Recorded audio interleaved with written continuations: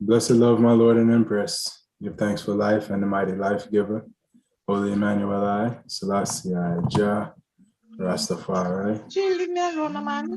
Give thanks. This is the African Liberation Network. I'm the host, Prophet Daniel, and this is the Bobo Shanti International Study Group. Today's topic is the April 21st, 1966 visit of His Imperial Majesty to the island of Jamaica. Everyone mute while Ras Daniel is talking. And, its impact upon the Rastafari movement and Pan-Africanism and, just the world state of affairs and prophecy and history and everything, the fullness of the topic. At this time, I'll turn it over to the Honorable Leading Priest to say a prayer to begin the program, and we'll go into the topic thereafter. My Lord. My Lord. Yes, Royal family, give thanks for another day of, study group reasoning. What shall I and I render unto the Lord for all his benefits towards I and I, but to take the cup of salvation and call upon Jah holy name. Holy Emmanuel, I, Selassie. Yeah, Jah. Right. All right. Bless us, oh Father, as we sit, and reason together one to another, each one teach one. We ask thee to come into our midst and to fill us with thy spirit of goodness, of love, compassion, tolerance for each other, so we can fulfill thy will, because thy will be done on earth as in Zion. Most High, Holy Emmanuel, I, Selassie. Yeah, Jah. Rastafari. Right. Yes, my Lord, give thanks. Yes, my Lord, give thanks, Honorable.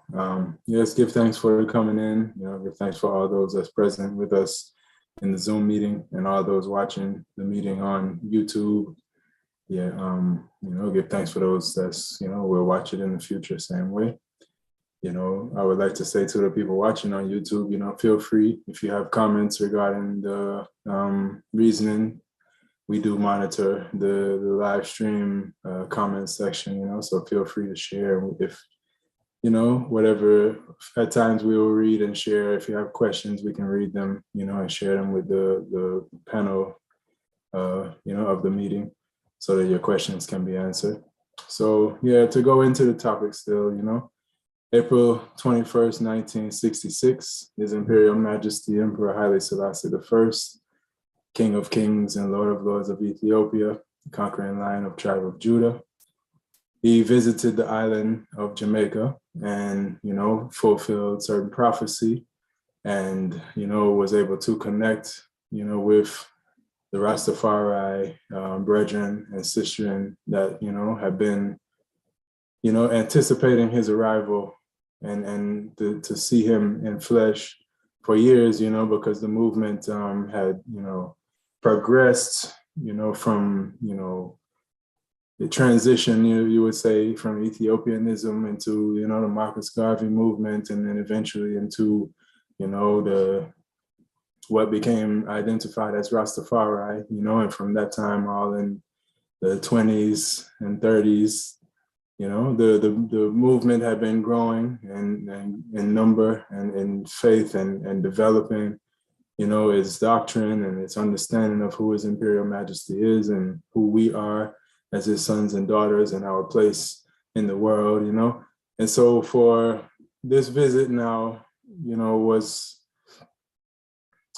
like, as a people seeing their God, in flesh, so it's not even, it's on a different level. It's not like, say like in you could say like Christianity, where they never probably would see the Jesus that they are expecting, but Rastafari, who the doctrine itself was, counter to the God in the sky, and so for His Majesty to visit and make it even more real, it concretized the movement and the faith of the Rastafari people in the island.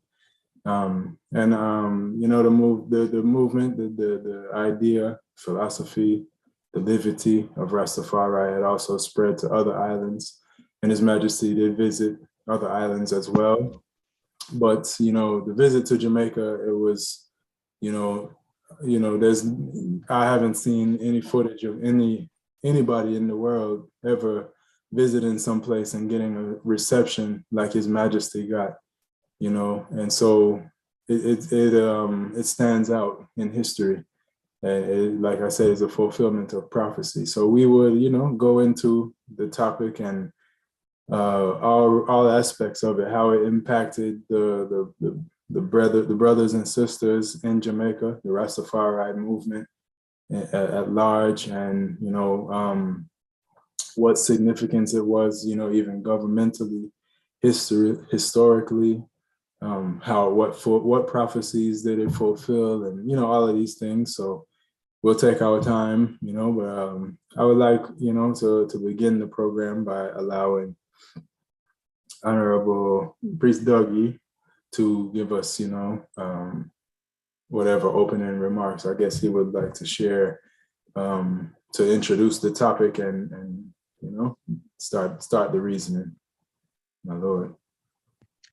Yeah, give thanks. Give thanks for the privilege of being a part of the discussion. Yes, my Lord and Empress, you know, a monumental moment in I story. You know, because we prior to the High Majesty forward into Jamaica, I life was based on his story. Today, I is able to tell our story. You know, I story. So we give thanks, you know. 1966. You know, why was it so important, a visit? Why at that time? What was the significance of that era, that moment in time? Now, I have to look forward, because we're talking about the Rastafari movement now. You know, while it is significant to all, you know, Caribbean people, all people of color, you know, from the diaspora, you know, it is more significant to I as Rastafari, because I as Rastafari acknowledge the Christ spirit in His Imperial Majesty Emperor Haile Selassie I first. So for I, it is I, author of I faith, that came, you know, to see his children, to claim his children, and to open a way for his children to return home. That's why it is so significant, because when he came, he declared who we were. You know, while, you know, prior to his coming, we were mocked and we were jeered. People thought it was a fable. People thought it was some form of fantasy that Rastafari was living. His Majesty's coming prove, not just to Jamaica and the Caribbean, you know, but to the world, that Rastafari was not hallucinating. We knew through prophecy and history who, you know, the King of Kings is, who the Queen of Queens is, you know, and why they are important to I liberation struggle. So on the backdrop of his visit, of His Imperial Majesty's visit, and I must remember now, Pinnacle was destroyed in the 50s, the early 50s. See, prior to that, you know, they destroyed Bedward's Union Camp.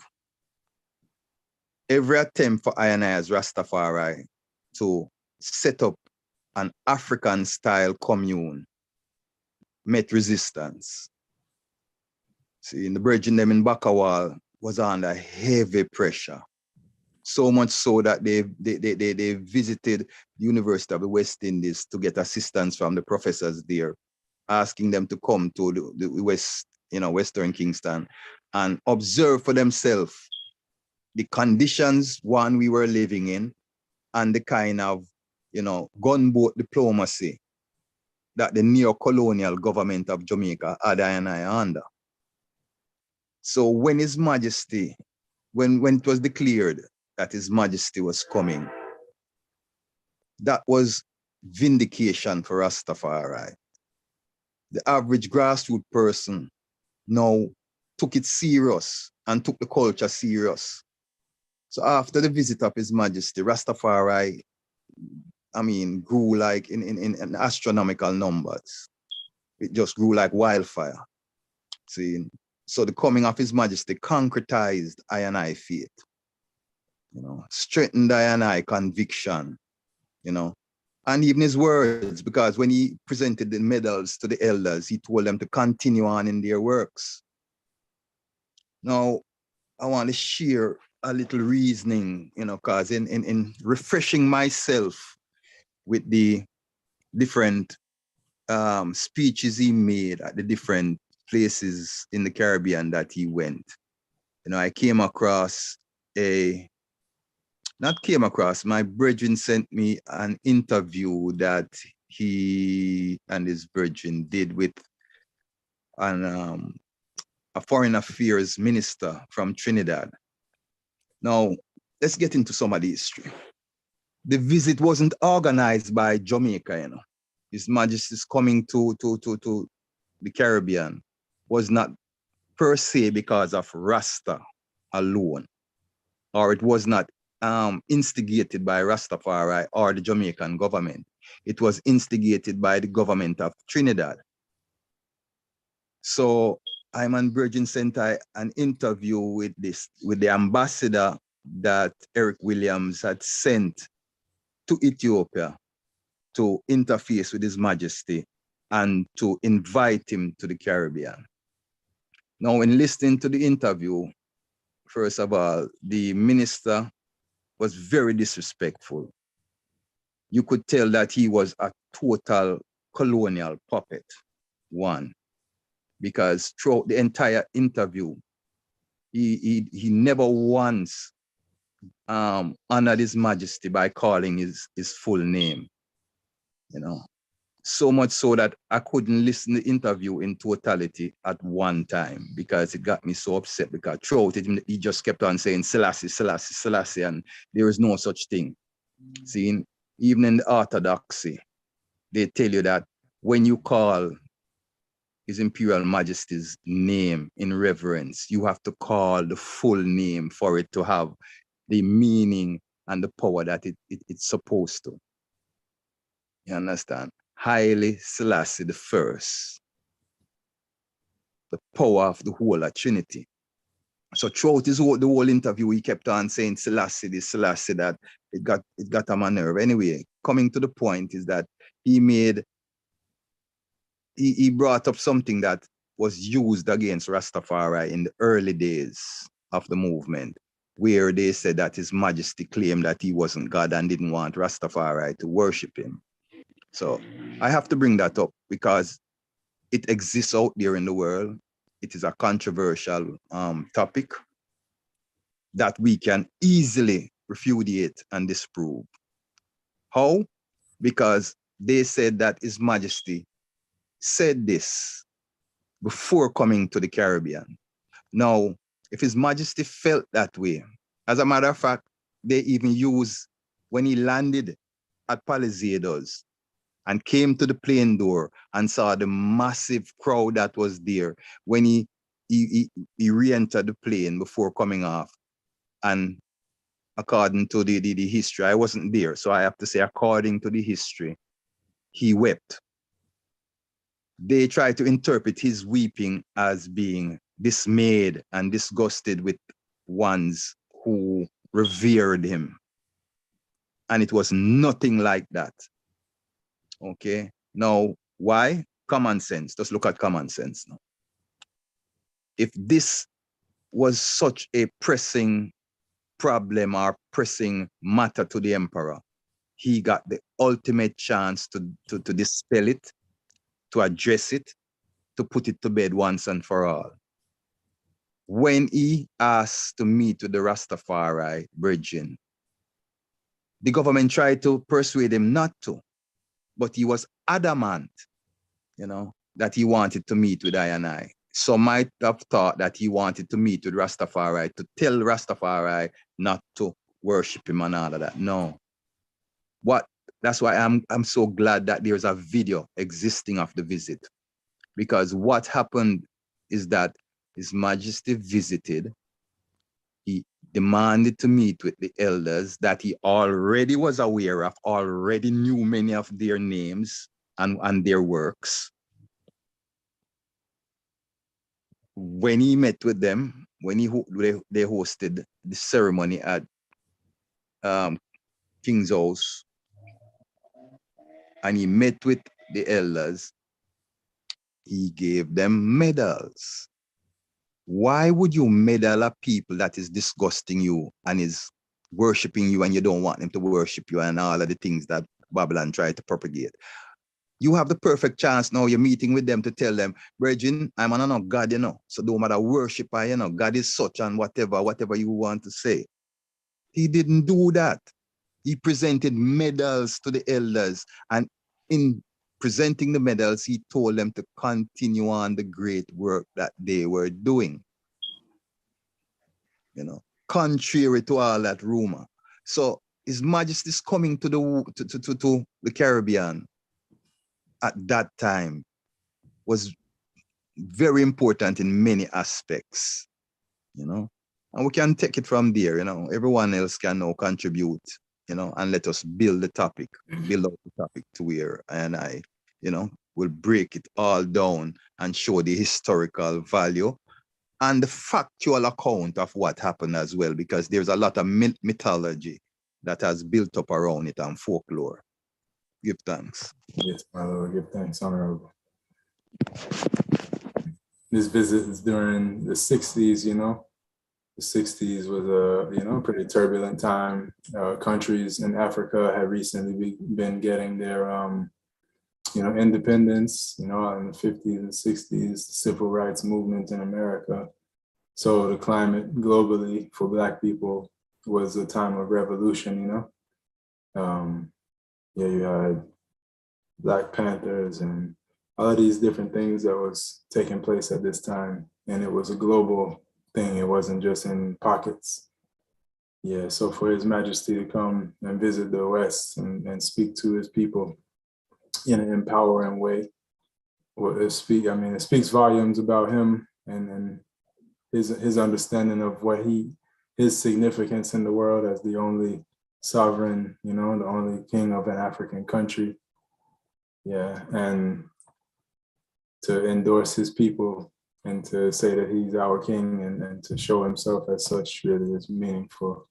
It shows his heart, Honorable Empress Lily May, you can unmute yourself and speak. Blessed love, honorable host and priests and prophets. And I would like to say that even at the time of His Majesty visit, Bustamante did send out a word that them is bringing the rest of them dead or alive. And I think the word was when they rise up against a coral. His dog is a coral Gable or coral? Gardens. Yes, Coral Gardens, So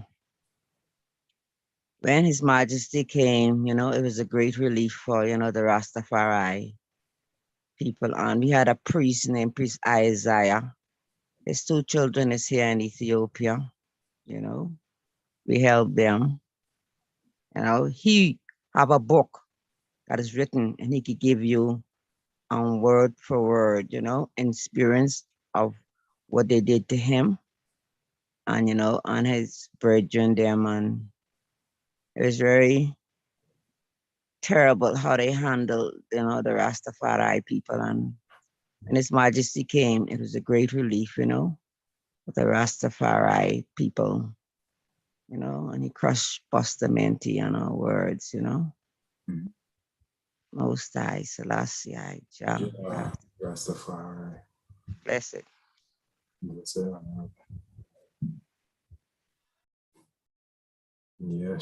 so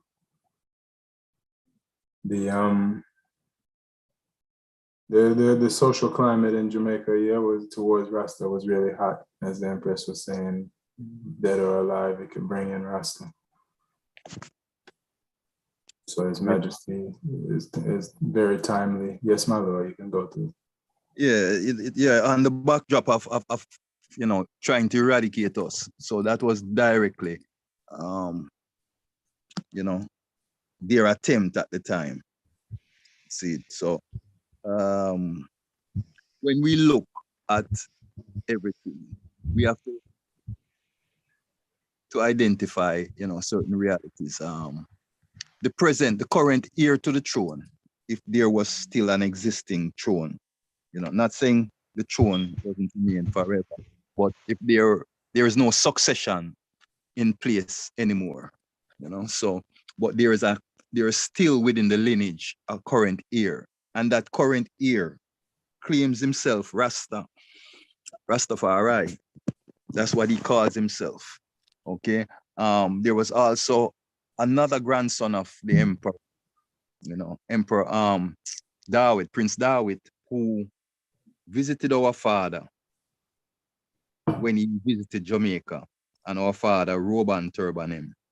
And he went on the radio that very night and spoke clearly about Rastafari and the authenticity of Rastafari and our purpose, you know. So that hold on 1 second, my lord.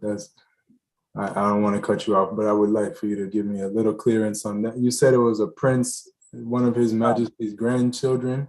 Yeah, Dawit, Prince Dawit. Came to the camp and was made, he was robed and turban, made a prophet, I guess. Yes. Well, when you have a royal line like that, you know, it's just like how His Majesty visited different countries and was given honorary degrees. This was like an honor, We were honoring him. So it wasn't so we were inducting him into our levity, you know, but because he accepted Rastafari as his, you know, levity, and he acknowledged I and I Father, you know, King Emmanuel, because all right, to give you the gist of what happened, he was staying at Pegasus in Kingston, and the father sent some brethren, you know, to check him, you know, and to invite him to the camp. Now, when the brethren got there, he was in the auditorium and heading to somewhere else, and the brethren them greet him, and he greeted them, and they began to reason, and they extended the invitation. Immediately, he just forgot about his other engagement, and they all had a little sound to say that we kidnapped him, because he jumped in the ladder. We had a red, gold, and green ladder at the time, and he jumped in the ladder and was brought to the camp. Now, when he came to the camp, you know, he greeted our father, bowed before our father. Our father acknowledged him. They sat as two, you know, figureheads, you know, and reasoned. And within that reasoning, the father seen it fit to crown him and to give him a robe, put a robe on him, you know, as a tribute, you know. So again, these are very important history facts that people need to know. When he entered the camp too, when he saw the colors, the way we flow the colors, you know, the colors has always been a controversy within Rastafari, you know, up, down, whatever. See, when he saw the colors, he immediately knew the colors and made a statement. He said, he gives thanks to see that I and I is flying the victory flag, meaning the flag that declares the church triumphant, because that's what that up red means. The church is triumphant. And he acknowledged that immediately when he entered. Wow. Again, another significant fact, you know what I mean? Because we have allowed Babylon, you know, like I said, to tell us his story, and we accept it and run with it, you know, and use these little things, these little, what His Majesty called petty differences, to create a mountain between us. Now, and since we're touching on the flag, you know, it's a little bit off of the topic, but the flag coming into the reasoning. So let's just clarify everything. Well, if you look at the screen, my Lord, is actually perfectly on target with everything. So go through. The flag. Now, the church triumphant is a symbol of the rainbow. The rainbow is a symbol of the promise that the Almighty made to I and I's people.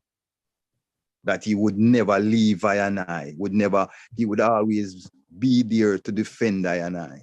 You understand? He would always be there for I and I as long as I and I call upon him in truth and rights with a clean hands and a pure in heart. You know, every time we see that rainbow in the heavens, we are supposed to, take consolation in that fact, and the promise that he made that not one of his children shall sit in the sidewalk and beg bread. See? So the flag that Bobo fly, we never said it was the banner of Ethiopia. No. We were never trying to change the banner of Ethiopia. No. We just have never changed. We have never changed the ancient flag. Now, if one's go through history and find out the history of the Ethiopian flag, because today it has no lion in it. Okay, it has changed throughout the years. It was changed in Menelek's time. During Menelek's time, or prior to Menelek sitting on the throne, the emblem was 3 pennants. It was 3 separate colors that made up the flag, 3 individual flags then, the red, the gold, the green. Later on, they joined it. And when the emperor took the throne, the Lion of Judah became the symbol within the flag. Now, when they saw the emperor's plane, it had the turn down red with the lion in it.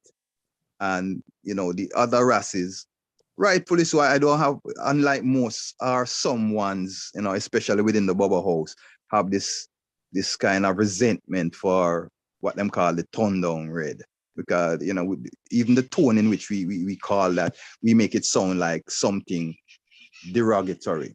It couldn't be derogatory if the emperor flying under the banner. No matter what reason it is, that is the banner that he flew under at that time. Okay, and that banner represented Ethiopia within a certain time.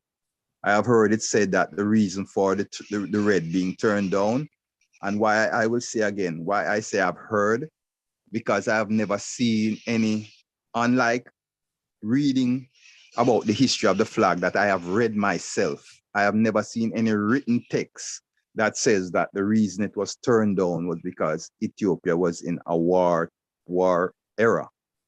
Now, that might be true. I'm not trying to disprove it. I'm just saying I've never seen any written text, any declaration of the emperor, any leader of Ethiopia that says the reason for the flag being the way it is because we are in a wartime. But that is what was declared during that time, that the red, each color has a meaning. The red is for the blood, the gold is for the golden of the land, the golden sunshine, the green for the green fields of Africa. Okay, so if that is really the sentiment or the definition for the colors, then the red being down and the green being on top would say that the land is above the life. That would symbolize some form of grave, some form of burying. So in that sense, I could understand that definition to say, well, during wartime, you bury a lot of dead because it's war, casualties of war, So I could understand that, but I have never seen any written text to prove it. There's also another definition of those colors, the red, gold, and green, is faith, hope, and charity, which, has nothing to do with war or anything like that. It's more churchical, that definition, same way. I read it in a book about the Ethiopian church, the Tewahedo church. So, it's not just about, war and all of that. Still, my Lord, not to correct, but just to add to what they are saying. I pray. Yes, I. Blessed Lord. Yes, Mama Lily, free Hello, to. Mama. Yes, I read in a book that His Majesty was on a state visit, and when the plane reached the airport, everyone was expecting His Majesty to disembark, and His Majesty sat on the plane, and they was wondering why His Majesty was not disembarking. And when they looked, they had the flag with the red, gold, and green. And His Majesty sat on that plane until they fix it to the green, gold, and red. Then he disembarked. That's it. Blessed and praise.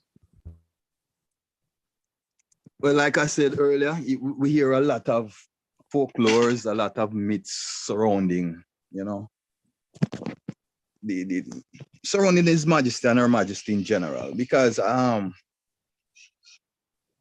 we have been infused with that Willie Lynchism, you know, that competitive nature, even when it goes against our interests. We are always trying to prove or validate something. And like I said the last time, I think it was the last reasoning that we had. Nothing we can do can make, whether it is Dada, Marcus Garvey, or His Imperial Majesty, any greater than they are. They are who they are. Their works is what speak for them, you know. The man said, if you don't know me from a word, you know, check my works. See? No matter how we want to define the flag or these little petty things, the key to the whole, you know, matter is that we all claim the emperor and the empress as our author of our faith, you know. And that is the most important aspect of it. The other things are really semantics, you know, because unless we are willing to engage in government and politics on a level, you know, those things have no real significance except for the symbolism, you know, that may abide with it. Like I said, the colors representing the rainbow, because that is what it originates from, the promise that God made to I and I. That is why Ethiopia embraced those colors as their flag, you know, because as one of the keepers of the Ark of the Covenant that visited the West here and was interviewed by I and I in Washington he said that God made 7 covenants with the people of Ethiopia. Now, the people of Ethiopia, in him saying that, he might have been referring just to the little land spot that is Ethiopia today. But when God made his covenant, when Ethiopia was the continent, it was every state that made up the continent. So the covenant that he made was with the people of the continent of Africa, you know. And that covenant abides today.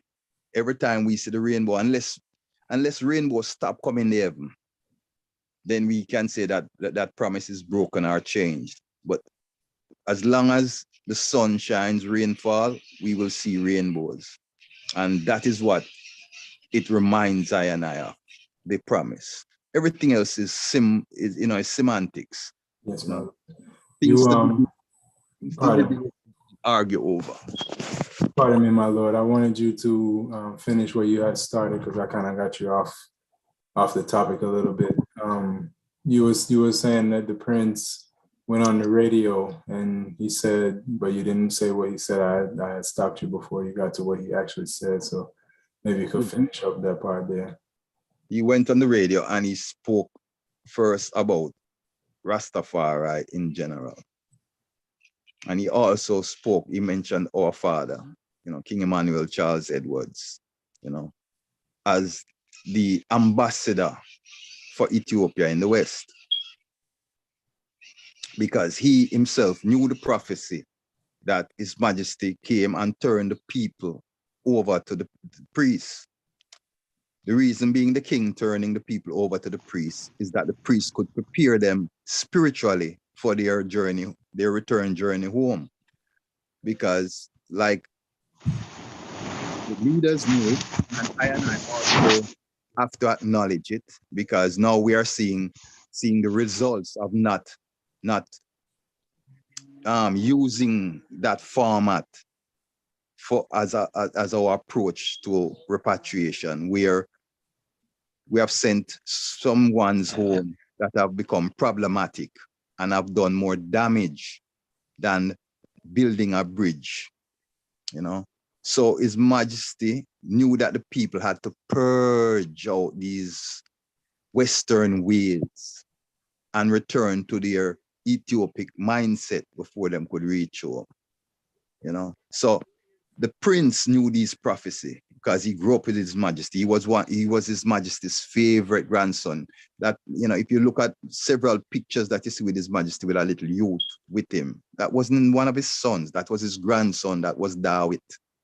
Dawit traveled several places with him when he toured. He always traveled with him from he was a little youth.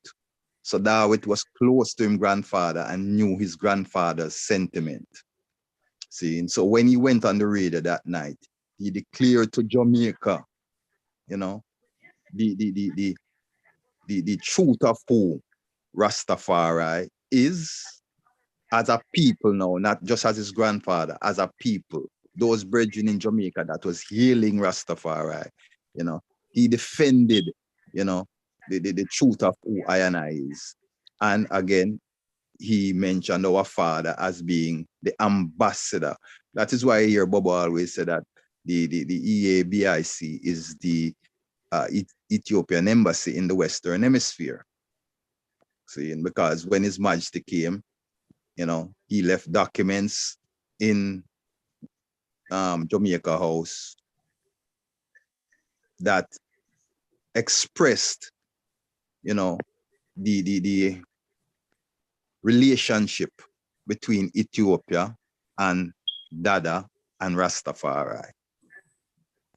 Give thanks, my Lord. Honorable Prophet Carlton has his hand up. Give him a chance to speak.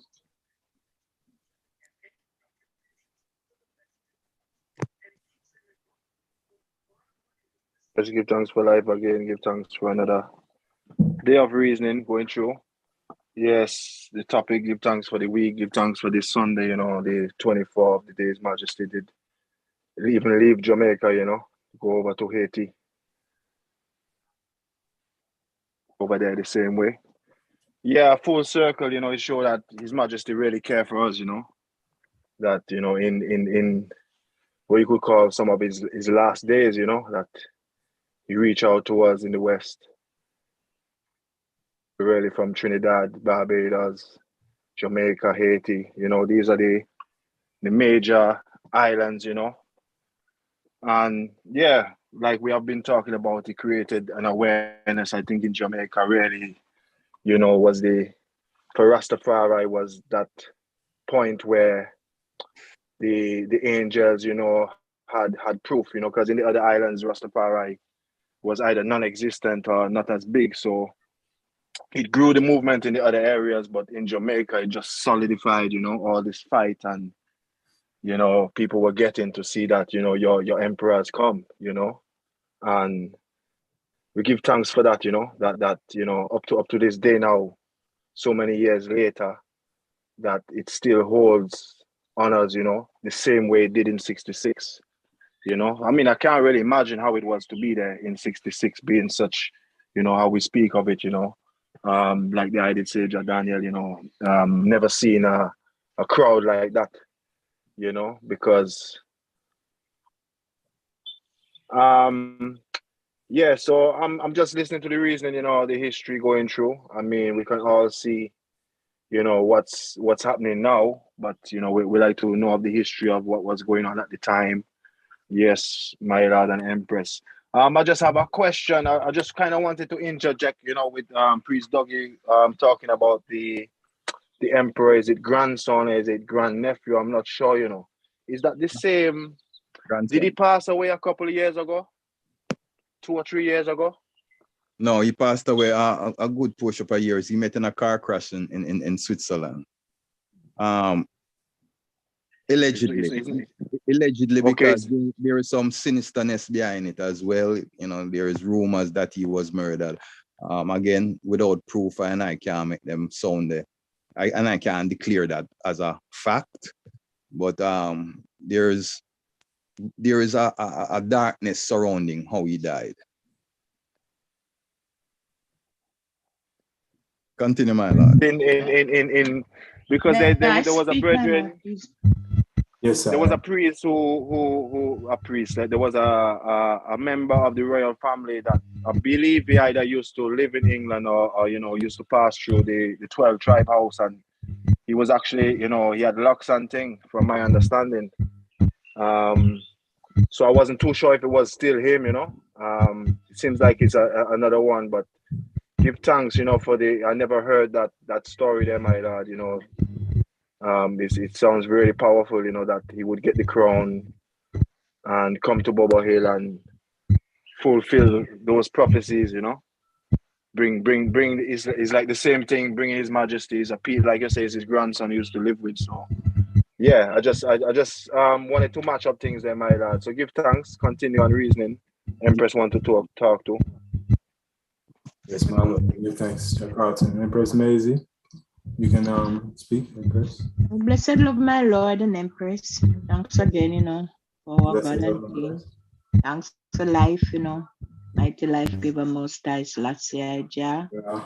Rastafari. Rastafari. So give thanks again to the study group, as we reason one to another, Give thanks to the history going through, Father. Visit, the Caribbean in 1966, touch down in Jamaica, same way. Governmental, same way. We give thanks, for such visit and all things that go through, history. It have to continue every year talking about, the Father visit, Trinidad, Jamaica, and the rest of the Caribbean. And give thanks to such a mighty visit, powerful, most high, Selassie, Jah, Rastafari. Priest Dougie, my Lord, give thanks, man. Yeah. We have a question, my Lord. Priest Dougie, Yes, Mama. Yeah, man. Listening to you attentively, Mama. Yes, I give thanks. My Lord, the man speak about the documents, that the Father left, towards our Father, and that, the man is the ambassador, Ethiopia Africa Black International Congress, same way as the ambassador, which when I went to the foundation, as you go through the arch, you would see a sign, put up, nail up, and there's a Marcus Garvey tree right there at the gatehouse there, hanging over the gatehouse, same way with that sign, BIC ambassador. Embassy of Ethiopia. Embassy of Ethiopia, yes, right, embassy, right. It always there. No, my Lord, you mentioned the documents and you say the Father leaves such documents same way in a Jamaica or same way. My Lord, you think them have, those documents, for the younger generation could see the history and what the Father said? You think them have those documents still in Jamaica also, them either destroy them, pack them away, hide them, or whatever? What you think, my Lord? I would say that they are hidden because documents are like that are treasures, True. It will bring them, monetary value at some point because these kind of history are the backbone of today's civilized societies. So documents like that would be very valuable. So I think that they, just like all other important documents regarding Black people's rights, they hide them send them down in the basement, go mass. It will take some great Black leader like, now I'm going to use a reference. I don't want people to think that I'm endorsing this person. I am just saying look at what he did. Look at how he used Rastafari imagery to empower himself. Michael Manley, he called himself Joshua. Okay. He had a rod. 72. He had a rod. Within Yeah, 72, them time, yes. He said he had a rod. He said His Majesty gave him the rod, and he had a ring that he said His Majesty gave him. That is why he won that election. If anybody knows the fact and the truth, whether you're ballad or Rasta, you're supposed to know this. You understand? He created this song, My Leader Banya, and whatever. Yes. And he would parade around with this rod and this ring. And before you know it, when you looked in his entourage, you saw a whole lot of races. I knew a whole lot of races that was part of his administration. Yes, in 1972, then go vote for him. Yes, Rasta that never voted yet. Yes. Rasta that never voted yet voted that year. Yes. Seeing? Yes, it was surprising. True. Yes, my lord. You know if anybody has ever asked to see those documents? Yes, man. Our father, then every time our father write letters, and Mama Maisie and Mama Lily more so should remember from them early days when we just reached camp. When our father wrote letters, he always referred to those documents. True. He always asked them to bring up the documents. But it never come up, my lord. Yeah, because it doesn't benefit them. Why would you relinquish power? Why would you you have the evidence against yourself. Why would you present it? That is against their interests. You understand? We would have to force that. We would have to be able to force it. But then again, we got proof through the family. Because give thanks, we were able to continue our relationship with the emperor's family after the emperor step off, So we were able to reason with family members and ascertain their memory of that time period and what His Majesty said, how he felt and all of that. Because his son, Asfa Wussin, he came in exile and lived in Washington for many years. It was the 12 tribes of Israel that took care of him, paid his bills.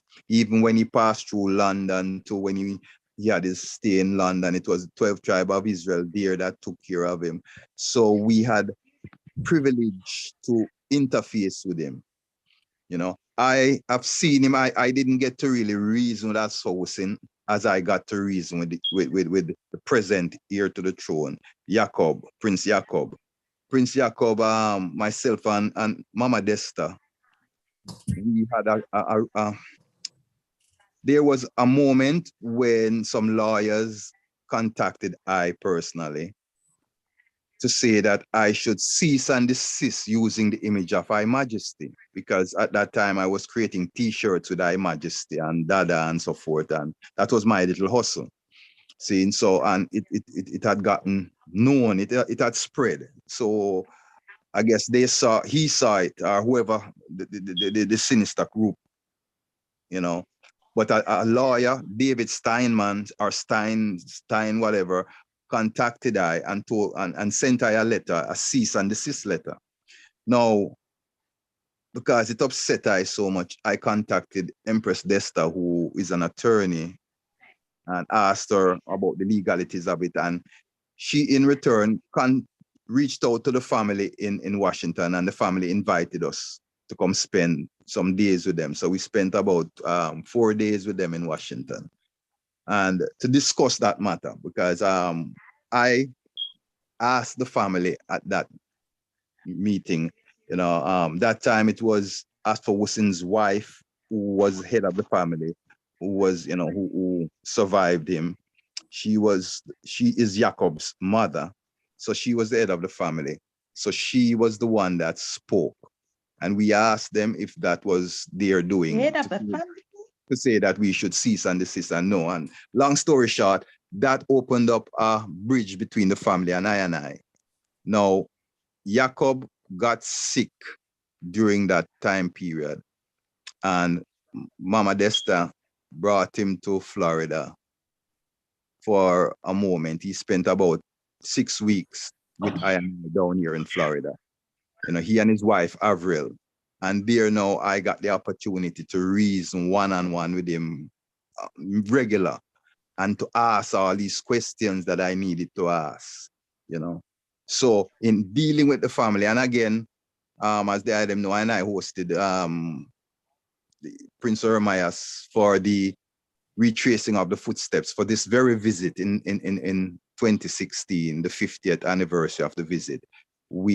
I invited Prince Ermias to Jamaica, and he accepted the invitation. So myself and Professor Michael Barnett from the university hosted him, and eventually the government got involved and made it a state visit. Long story short, I have been keeping in touch with Prince Ermias, and for that 10 days, the last 3 days he spent at my facility in Negril. So we were there one-on-one and reasoned, and I got again to ask him certain questions. And they have all attest to the fact that Dada was someone that they knew about. They knew about Dada's works. They knew about the 1958 convention. They knew about what the father went through, you know, and how he defends the African people, because I won't say Ethiopian, how he defends the African people, you know, with a passion, just as Garvey did, you know. So because of that, that tells me everything right there and then, you know. So when His Majesty came to Jamaica and he gave a medal to Dada, and then there is this rumor, there is this, what you call it now, folklore of a 1970s visit. It is said that in 1970, the emperor made a special visit to reason with Dada. Like I said, we don't have any physical proof. I pretty. Priest Dougie? Yes, Mama Lily. All right. I do. I have a story about the horse's mouth. First of all, Prince Zara Jacob, is that the same person that you met in Florida? In Washington, yeah. Yes, he is in Addis Ababa, and the 12 tribes honor him like how we honor King Emmanuel Charles Edwards. And they always have their celebrations. And he sent a word to the Rastafari community that he's not just the prince of the 12 tribe. He represents all the Rastafaris, you know? And that was very good to hear. Truly. So now, I really wanted to touch this subject that you said is a fable. It's not a fable. Do you know Empress Algeta Morris? I shouldn't ask you that because everybody knows Sister Memon. Sister Mary, do you remember Sister Memon, right?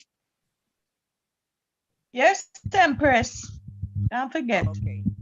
Well, I was her local junior secretary. And let me correct you one thing, Mama. I didn't say fable. I said folklore. Sorry. Yeah, I would never use the word. Go ahead. Give thanks for the clearance. Well, you know, she was from Bakawal and she's His Majesty's personal secretary. When I came to Bobo Hill, I wanted to know everything about Bakawal. So I used to question the elders, and this subject came up. I asked, I understand that you received His Majesty and carried him to King Emmanuel Charles Edwards on the private visit. She said, yes. So I said, tell me the story, how it go. And she said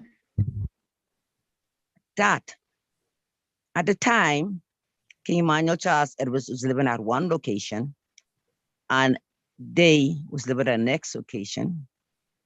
I understand from Priest Forrester that there was more than 3 locations. And he told me that Jaharis was one of the generals at one of the locations. And he asked me like this, what? He said, did he never tell you? I said, no, he never told me. So Empress Jesus said that she was one I wouldn't even call no name because I don't want to get Davis Lane, Nazareth. I don't want to get mixed up in that. And because Jah have power to name anywhere he, see that resembles his walk, you know, and he came as Jesus Christ of Nazareth in that time, you know, and he lived forever. So anyway, he feels they bring the same vibes. He have the power to name it. So Empress LG tomorrow said that she was at this location. One day, someone came and tell us that a taxi is out there with a man. The King Emmanuel Charles Edwards. So she said she went out and she saw this man, and he asked her that he want to see King Emmanuel Charles Edwards. So she told him that he is not at this location, but she could carry him to the location. She said to me that the man looked at his watch and he looked at the sun one time, look at his watch and he looked at the sun 2 times, and he said, let's go. But you know, say she's a woman is wear her robes. So she had on a skirt and blouse. So she tell him, say, to give her 5 minutes, let her attire herself properly. And she said that she went and she put on her robe. She told me this in confidence that when she returned to the taxi, to the man who was waiting on her, there was an individual on the fence burning fire for white men. You hear me? Burning fire for white men. So she said that she jumped in the taxi and she carried the individual to where King Emmanuel Charles was.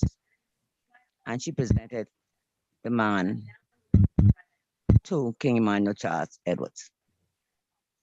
There's other brethren that testified that they was there.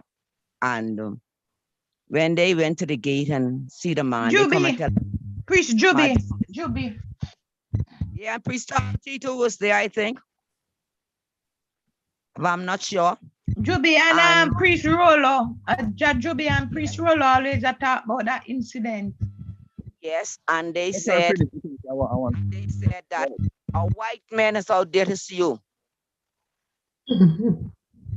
Yeah, they tell, that's what they tell us, King Emmanuel Charles, there's a white man out there to see you. So I understand that His Majesty King Emmanuel Charles Edwards came and received the international guests, and they went in His Majesty drawing room. Well, you know, King Emmanuel always have his drawing room set up royally, and they had a meeting.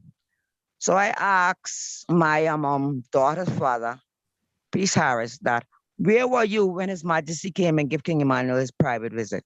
He said he was at Stickbush getting sticks to make broom. He never told me, say, that it didn't happen. He said when he came from Stickbush, he heard that His Majesty came and paid King Emmanuel Charles Edwards a private visit. So Empress Gita Morris told me that she is the one that received the man and carried His Majesty to King Emmanuel Charles Edwards. So it's not a myth, it is something real. And she told me a lot of mystics about King Emmanuel Charles Edwards. A lot of mystics, you know, of Baka Wall, you know, Yes, Empress Maisie, what you was gonna say? No, I was gonna say that one Wednesday evening too, we had reason in the conference hall, and Priest Juby give that story. But him give that story like it was him who meet the man come out of the taxi, and man tell him come to see Dada and whatever. And going to the father and tell the father, say somebody out there to see him. And the father sent him to get the person. And so that's what that's another story. I never hear about Empress Meme, Jajubi. Now he passed. Priest Juby said it was him who tell the congregation about it. But before that, Jarolo always, giving a history talk about that visit still. But you ever hear that I talk about it, Sister Lily?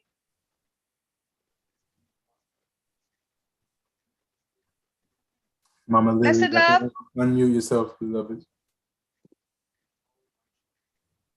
No, Empress, I never heard Dada speak of it personally. That's what I'm saying. I never hear the father say anything about that. And But a there's lot of always things, a virgin who say things Dada never spoke about, like he said he came and he never spoke about himself. But you have loved ones, but tell you a lot of things about Dada, a lot of mystics about King Emmanuel Charles Edwards. Like they say when he jumped out the window because of the fire. Yeah. But the man, when he burned down his house. The man, in work, prove him, And work, prove him who he is still, sister. Give thanks. Yes, you see much brutality our father bear that we don't even know. If we really talk to the elders, His Majesty went through, a lot of crucifixion back a wall.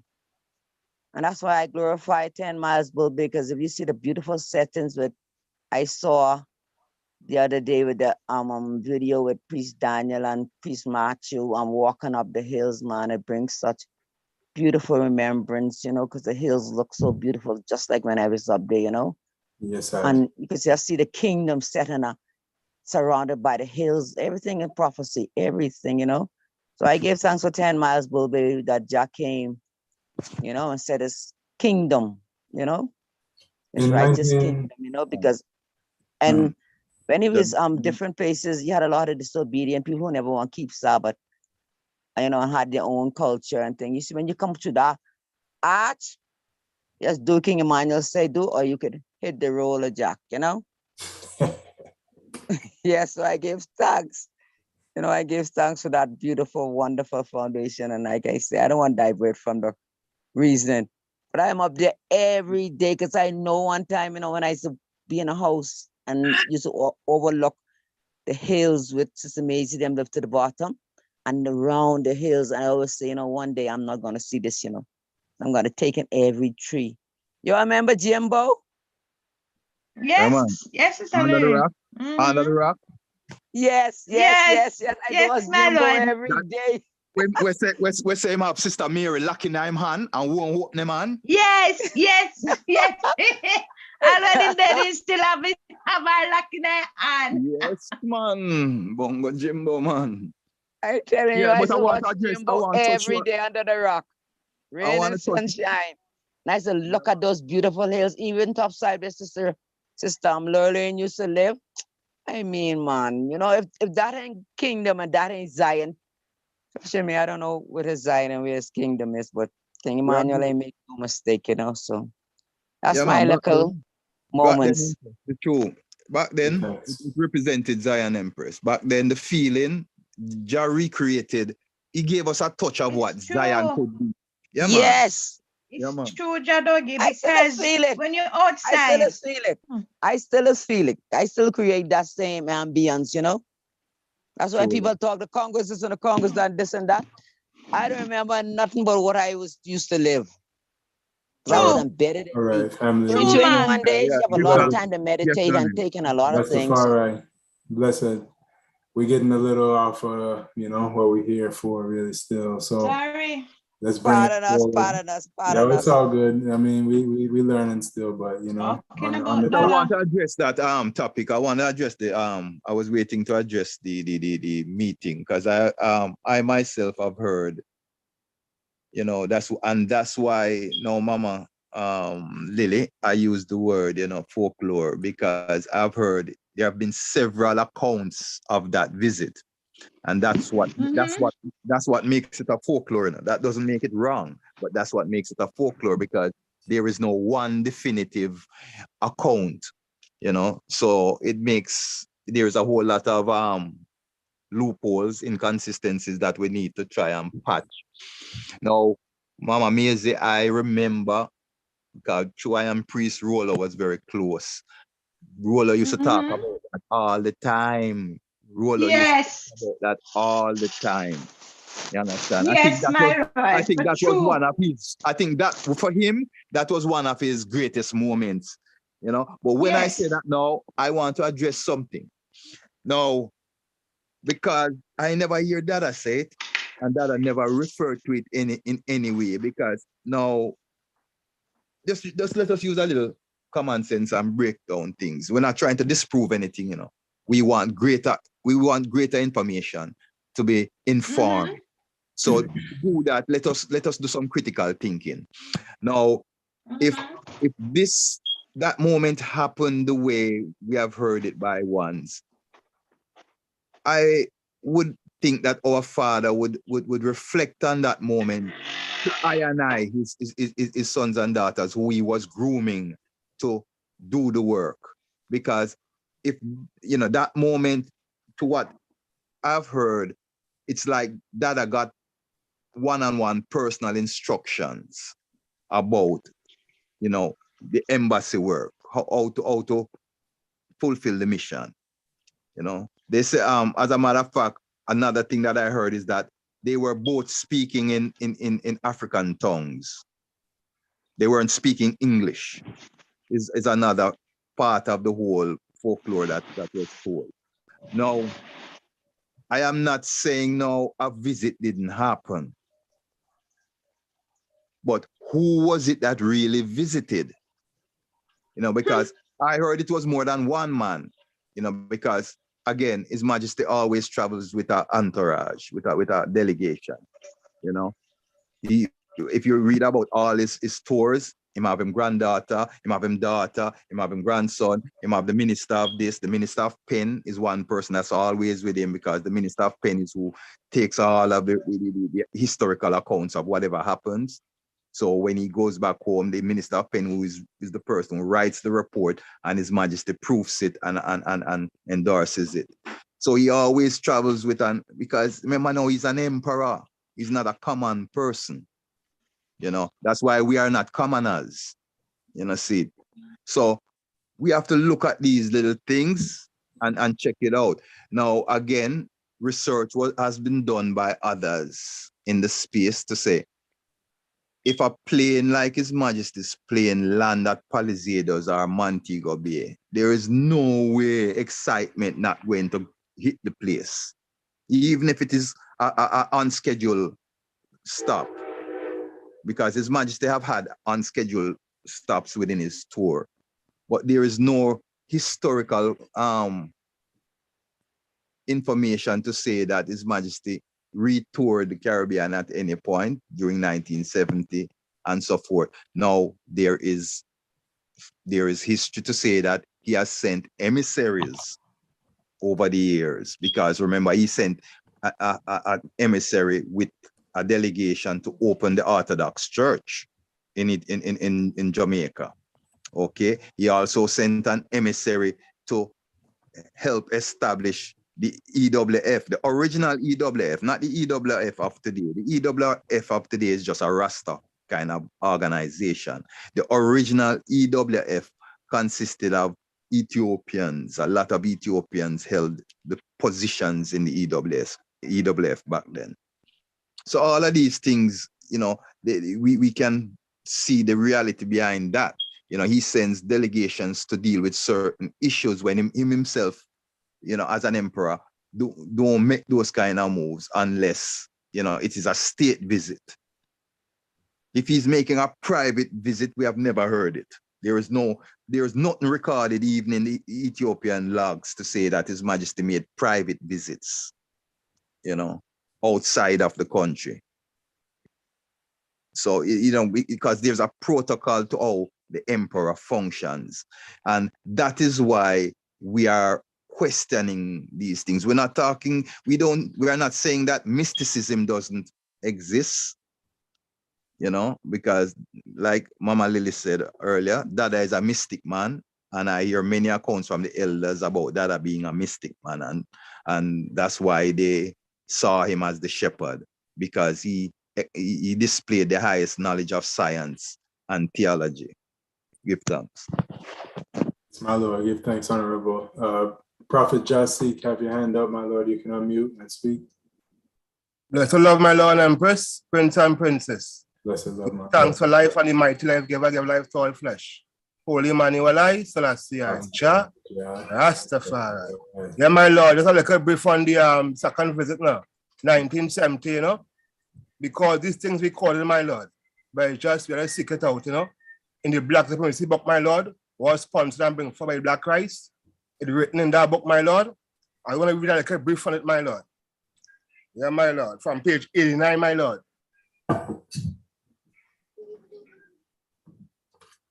On the first Thursday of January 1970, our Divine Majesty paid I, the Honorable Prince Emmanuel, a visit at the Ethiopian African International Congress headquarters, then located at 54B Spanish Town Road. It marked the upliftment of I, the High Priest, and the liturgical order. Great honors was bestowed on the Congress. Holy Emmanuel I, Selassie Jah, Rastafari. Yeah, my Lord and Empress, Prince and Princess. So it was recorded, my Lord, in the Black Supremacy book, my Lord. Heart of love to one and all. Thanks, Jesse, my Lord. Yeah, man. Good thanks, Virgin. Someone asked, did King Emmanuel ever reason about, like, to the congregation or even in person about the visit in April 21st, 1966? Did he ever speak of that to the item? Yeah, man. And well, you know, if you could kind of, if all of the elders, them who knew him and heard him talk, you know, can just share what you know about what Dada said about that particular visit and you know, anything around it still. And after you go through, I'll call on Ja Winston, you have your hand up. So this question was asked in the chat, so I will allow the item to speak on this and then we'll call on Ja Winston.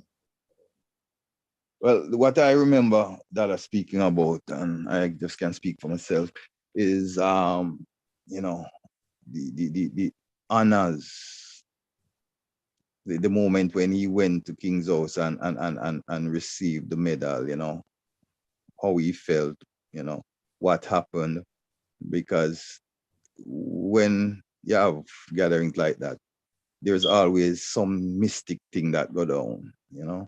So the father spoke about, you know, in receiving the medal, you know, he wore a glove, you know, to meet the emperor. As a matter of fact, it caused a controversy. He wore a white glove when he shook the emperor's hand. That was one of the mystic acts of the moment. And what I heard Dada speak of wearing the white glove, as a matter of fact, the father always kept a white glove, a set of white gloves, so for whatever reason. And what he said about it is that he saw the father who left his throne on high to come sit with I and I, his children on low, you know. The fact that we were in hell, in corruption and in whatever, he didn't see it worthy to touch His Majesty's hand that way. You understand? So following protocol, you know, according to what we would say, spiritual protocol as a priest, he knew the priestly function. He knew the priestly administration, what to do. The other brethren, they didn't have a clue.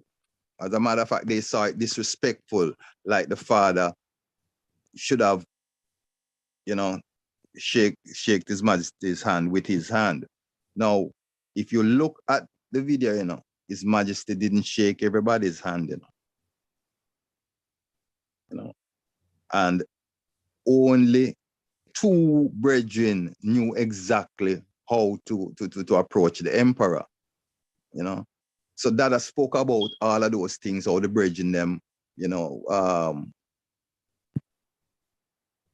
dealt with the moment, because, you know, Dada is a principal man, and, you know, to Dada, some of the brethren them didn't know how to act, you know. So Dada always spoke of that moment as a moment when it was his highest honors, you know, when he got to meet the emperor. He didn't look the emperor in the eyes, because you do not look the king in the eyes. All these things Dada knew and Dada spoke about when he used to call the house every Friday evening, as Sabbath come down, he would call the house, and the free empresses and the brethren them would gather around Dada's veranda, and that is where I heard Dada speak of the visit. It was around the same April time, and this moment coming up, and Dada spoke of that moment, But that is as much as I can remember at this point, Dada speaking about it. Dada didn't go into any depth, any deeper detail than, what I just accounted. Give thanks. Give thanks, my Lord. Mama Lily now and Mama Maisie can tell you their remembrance, because, all of us were there.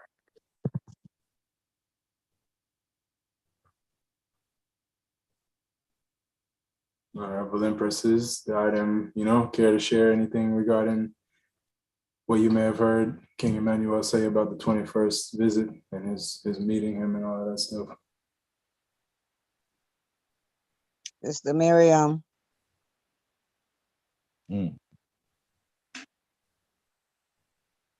If not, we'll call on Ja Winston.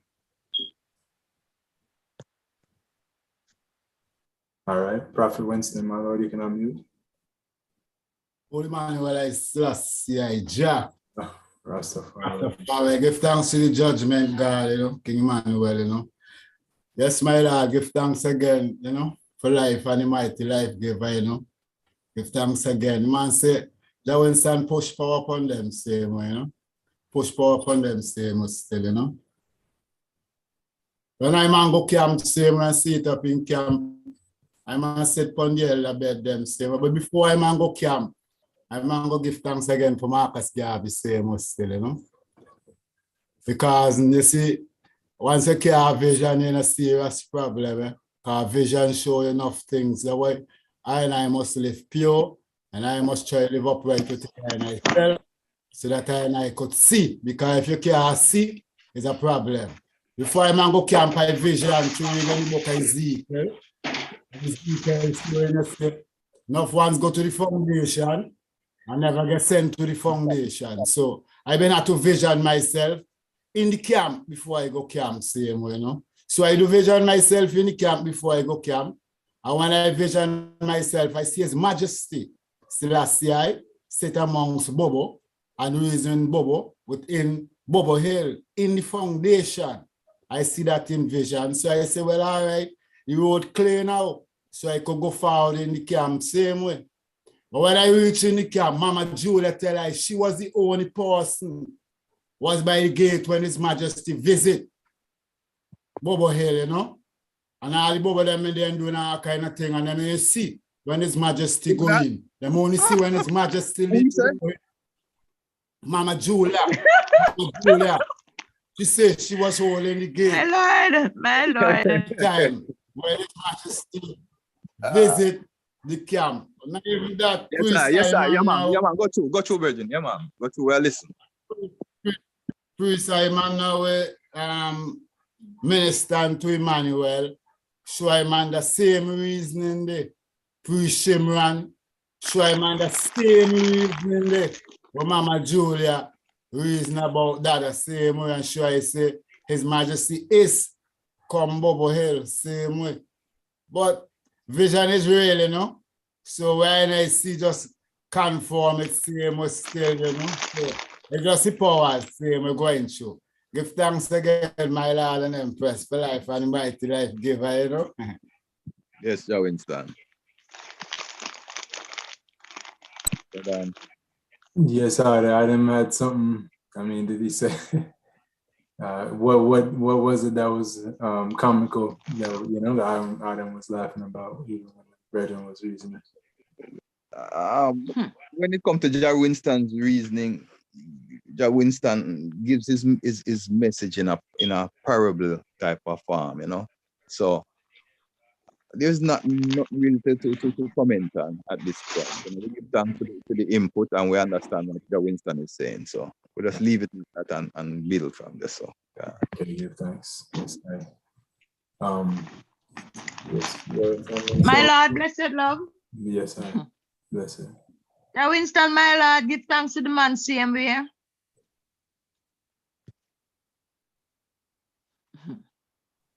Yeah, mama. Nobody Give not thanks to hear you, it. mama. It just Yeah, man, we're here, pause the mama. mic. Yes, I. You know, My lad, give let me thanks tell you again. now. First, me I hear that one day, oi. Yeah, mama, I telling you the same way. It was a mistake when I Don't know, good I I don't know, step. Winston, man. Mama Maisie talk. Talk, Mama Maisie, your time. My lad, some things I give thanks to this program here, yeah. They can't tell you the truth. Enough things I never know. Cause I did the yard long before Sister Julie come out at the yard up at the camp. And I never seen nothing like that. I hear anything like that, Majesty. And if anything did happen, I would have hear it, Bobo. And my family would have hear it. My king would have hear it. I would have discussed. That would be one of the first arguments on this program here. So I don't know when Sister Julie get that to tell you the Winston, but I first me I hear it, my lad. For sure. I don't know if Sister Lily hear it. I know about it, but me, I never knew about that one day. First me I hear that. I made a yard years before Sister Julie reside in a yard, my lad. Give thanks. Give thanks for the word, mama. Mama, but even Yes, mama, even Mama Yes, Phyllis, even Mama Phyllis speak of such thing too same way. No, that she even come longer. She even come way after that too. Yeah, because when she come and show you the same meditation that she see that same she same, you know, where she is same still, you know. So I don't, you know, I wasn't there, but just so to the teaching. So to the teaching now, I man just reasoning to the culture we have given unto I man same way, you know. Give thanks, yeah, man. Daniel, your floor, you know. Go on. Yes, yeah, man. You know, we can, you know, transition even still. I was just thinking, you know, even the whole word sound about Melchizedek meeting Abraham, you know, in the book of Hebrews chapter 7. You know, even the day 4:21 is really 7, 4 and 2 is 6 and 1 is 7, you know, and for His Majesty to come and to even meet King Emmanuel, fulfilling that prophecy is really, you know, to Bobo Shanti is really significant, you know, even differently, you know, not really to speak in a higher or a lower type of form, but even just differently to Bobo Shanti because of King Emmanuel, you know, that this day was very significant to us, you know, being that we keep it as a celebration and everything. I don't know if anyone, you know, has anything they really would love to share regarding the, you know, metaphysical or, you know, all of that aspect of it as well. But that is a reality, same way. Yeah, we have to understand, like we said, Dada is a mystic man. So, you know, the fact that His Majesty chose the 21st to come, the fact of how that whole trip went and what took place, you know, we have to get back to the understanding of ourselves, and stop, you know, stop looking out ourselves. You know, divine order. We are divine people. We're supposed to be divine. It's because them beat it out of I and I. We have lost the knowledge of that. See, our Father is a divine person. His Majesty is a divine man. You know, so wherever them try, there's mysticism. Like I spoke of on this very meeting, you know, when he was to make an address at the University of the West Indies, and all the dignitaries and academians gather in the hall, the big hall there, waiting on him to enter, looking at the big door where I'm supposed to come through, you know, with the entourage and stuff. And while them looking, and you know, the place buzzing because everybody talking, you know, so it sounds like a haven of bees. When them look around, His Majesty don't take seat already in the seat that was designated for him. How him know said that seat was designated for him. You understand? So him don't take seat at the table already. And when them turn around, that this is where they, like I said now, that declaration come from, that statement. Be still, ye warriors and traitors, and know that I am He that cometh from Bozrak with my garment dipped in blood. So that was that is always the the translation to what His Majesty said in Amharic. That was a translation, you know, when the crowd turned around. They expected His Majesty to come through the door. His Majesty already seated. That was a great talk. When I rise up as Rasta, I used to hear Rastaman talk about that all the time and make that and chant with. You hear them with passion when they're making, you know, recounting the statement. Be still, ye warriors and traitors, and know that I am He. You know, so these mysticism follow our deities, our spiritual, you know, fathers and mothers, you know. So that's not something new. We are just getting back to that stage. We are just learning that that power is in I and I. So to I and I, it makes them look so supernatural. But that is I and I. The Father said the Father and the Son is one. He's divine, so must I and I be. And when you are divine, you have the powers of a divine person. We just lost that, my brethren and sisters, you know. We just lost that power, you know. We have to get back to that. That was the whole purpose of that, setting the Congress, you know. That's why the Congress is so important, you know. It's the purging ground. It's the place where you come realign yourself with reality and with creation and the Creator. It realigns us, you know, that whole theology that I teach and I, that whole salvation doctrine, that whole man of right, woman of right is God and goddess in flesh. That whole, you know, rising back that divinity within us. And the practice that him have us, that we, no matter what, we don't call each other out of our endearments.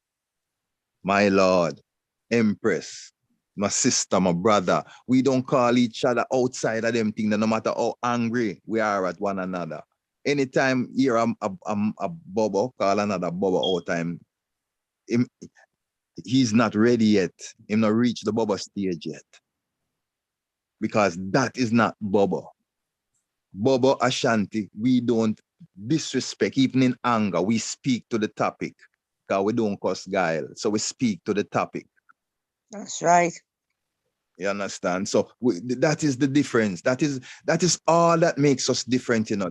You know, this song that Garnet Silk sung some years ago, the only difference between two ones is whether them good or them evil. Okay? No, I and I as Bobo within the Rastafari faith, we are the priests. It's not so, no, you know, that's why we are divine. That's why we hold the Sabbath in reverence and the others don't find it important. They are not priests. We are the peculiar treasure. See, we have a character that was placed in us by the Father Himself. That's why the sheep know the shepherd's voice. That Him rise it in we when Him ready. And when He was integrity. Yes, Him call us to Him side and Him rise it in I and I. And there are those of us, we're not perfect, you know, we're not preaching holier than sin, you know, because we are all purging and trying to be better every day, be stronger every day, be more courageous every day, to be wiser every day. We are all stepping in that direction.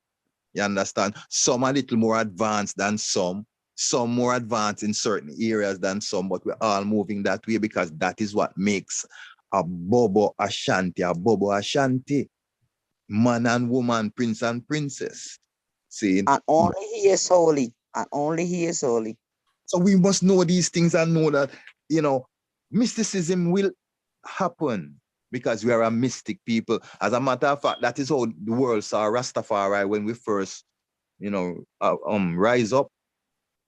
It's true, what them have saying, familiarity breed contempt. It's true, the world get familiar with the culture now, and the culture spread global. It lose that mysticism. But it was the mystic movement of Rastafari, you know. That is how the world saw it. That's why you had even a group call themselves, you understand, Counters and the mystic revelations. I think that's, yeah, Counters and the mystic revelations, because that is how Rastafari was seen. But we have to get back there. We have to stop looking out ourselves and know, say, we are God, we're divine. So we know, say, each of us divine. So we build that love, you know, that make us tight, make us gummy, you know, we become each other's keeper. That is what it's about. That is what His Majesty came and said, you know, him say, the brethren and sisters that him see in Jamaica and those that him leave at home, our blood brother is like him come see an extension of him family. Not like him come see an extension of him family. And him said there's vast amount of land awaits us in Ethiopia. That was very significant. That went against the government, you know, everything. Remember, I said the government wanted to dissuade us from all of that, you know. They wanted to eradicate this Rastafari doctrine, you know. And instead, His Majesty come say these things. It's right there in I said the Virgin them post those speeches on the side. It's right there in them. We are blood brother, and there's vast amount of land waiting us, contrary to what they would have wanted him to say. No, the Prime Minister, that as a matter of fact, he was the acting Prime Minister because it was Bustamante who was the Prime Minister, but the boy did get a stroke. They crippled him up, so he was not able to be functional. He was not functional. See, so they appointed an acting Prime Minister who was Donald Sangster. Now, they murdered Donald Sangster right after. Yes, Jadogi, not even serve a year. True, Bobo. Go on top, man. They murdered him right after. Why? When in doing our research, when we talk to man like Ambassador Dudley Thompson, when we hear their account of what went down, you know that things was sinister. He said that no, Dudley Thompson was a Pan-African ambassador from Jamaica. He was a politician, but he was an Afrocentric man more than all of them. You see, all the first set of leaders that came to visit Jamaica, Nyerere, Kenneth Kaunda, and those people, it was on his invitation because he was the ambassador to Ethiopia and Ghana and Nigeria at one point. Now, I'm saying all that to say, in reasoning with these people like him, he said that at that time, they did not want His Majesty to come to Jamaica. The politicians them didn't want, when they had their closed door parliament meeting, see, they were against him coming. Donald Sangster went against their wishes, you know, because what Donald Sangster said to them, it was too late at that point when they were saying, don't let him come, to stop him from coming. Because remember, he's the emperor. He's not a prime minister of Trinidad or a prime minister of UK or America, you know. He's an emperor. And him coming, he was invited on a state visit of these countries. So for Jamaica to pull out at that last moment would have looked a certain way. And Sangster was a man that highly loved Haile Selassie I. If you read his speech, him welcoming speech and the things that he said and so forth, if you mean any of it tells a lot. See, and the way they interfaced during the visit. See, so he went against the status quo wishes, and he didn't live very long after. No, sir. Okay, and that is something I hear that I even speak of. You know, yes. how Sangster was murdered, you know. So these are another aspect of this visit, is another aspect to show you how important a visit it was, you know, because now everything that happened in Jamaica from them time till now is Britain behind it. Because when they said Jamaica, them say Jamaica independent, but if we independent, what we are doing with a governor general.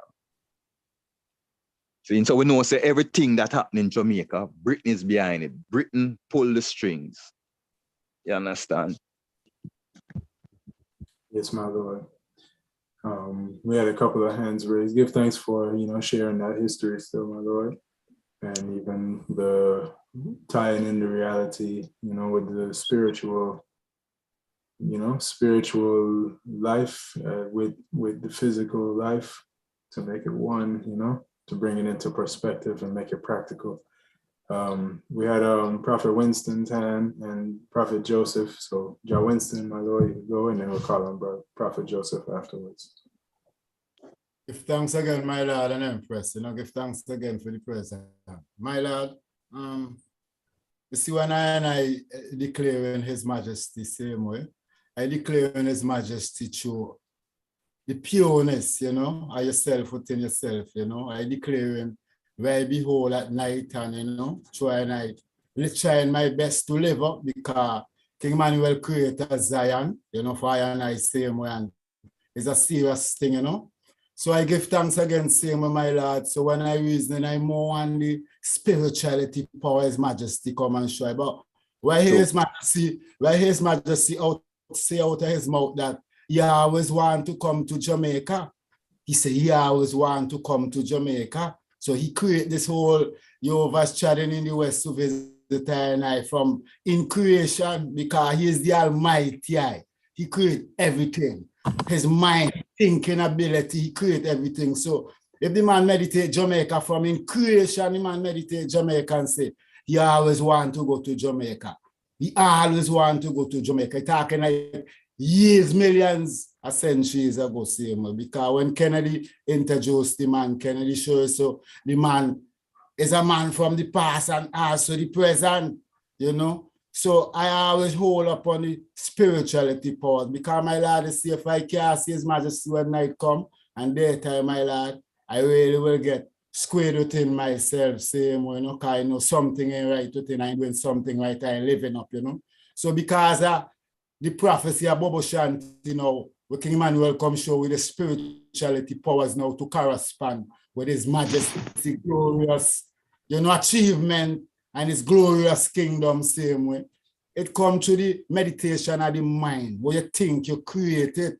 So you have to be careful everything sometimes, We meditate His Majesty and we see His Majesty as the Almighty, because King Emmanuel is the only man who comes show we see out of all Rasta. Out of all Rastas in the world, King Emmanuel is the only man who come and say, Selassie is God. And we go through the Bible and come and show the same prophecy of Christ. We come declare the Most High. Same way. It's the same man. It's the same man. So it's them chatting, I chatting in my Lord. The physical also did it with the herbs and the roots and the love of the people and the love of nature. Jehovah's did the same way. But everything we go on the earth, I John Winston telling you, Jehovah's, I seen these things, my Lord. Jehovah's, everything will happen. If the volcano for blow, I see that, my Lord. Everything, I see that. So I always want to step on the mountain top, drink enough spring water, hold the powers, Jehovah's King Emmanuel, and correspond with the golden globe of Selassie, I see. So I give thanks again for the love of the item, and I give thanks again for the works of humanity. Man of right, same way, but you don't know Bobo Shanti is the ultimate, is the priestly Lord, as the priest say. This is where we have to live to. Come greater in spirit, come something you never come before. Selassie world. King Emmanuel come set it. We have to live it. Psalms 19 show you that. When you're pure, you go see everything. You go see through all things, my Lord. King Emmanuel said that. So I give thanks again for the love, my Lord. More reason and more life saving. See you. Give thanks, John Winston, my Lord. Honorable Prophet Joseph. Can unmute yourself, my Lord, and speak. Blessed Lord, my Lord and Empress. Blessed Lord. Honorable, give thanks. Give thanks for this meeting, my Lord, for this moment of reasoning to understand this powerful moment in history, the fulfillment of Hebrews 7 in Egypt, Jamaica, my Lord. I want to give thanks for the testimony of the elders, my Lord, because hearing the elders talk about this powerful moment, about the meeting of the emperor with the high priest, is like hearing the angel who wrote the book itself, Hebrews 7, talking history, because we know, things that are written in the Bible are being fulfilled right now. And that moment is powerful because it's 1966. We know the Bible has 66 books. And as Daniel said, 421 makes makes the number 7 same way. So it is very mystic, and I see it really aligning. The moment really aligns with a powerful movement in history being done by the emperor, because we know the organization of African unity was founded in 1963. So it's been just 3 years after it was founded. And even in that year, 1966, the summit of the OAU was done in Ethiopia in November. So I see this moment as, and the proximity of the date itself with the celebration of the African Unity Organization, the foundation in May. It's powerful. It's powerful that the emperor was in that time in Jamaica, building that African unity with the ones recognizing themselves as Ethiopian and carrying on that lifestyle.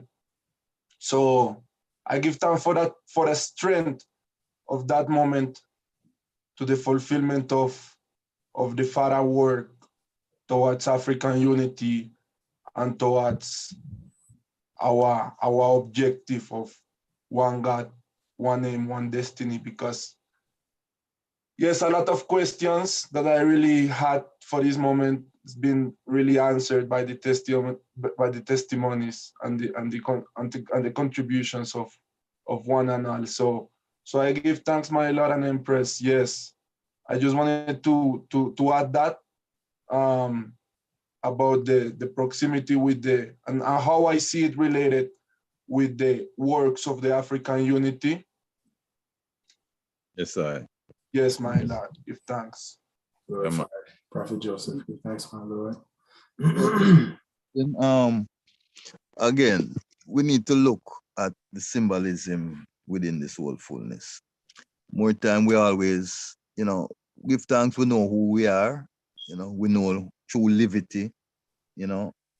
I is of a standard of ones.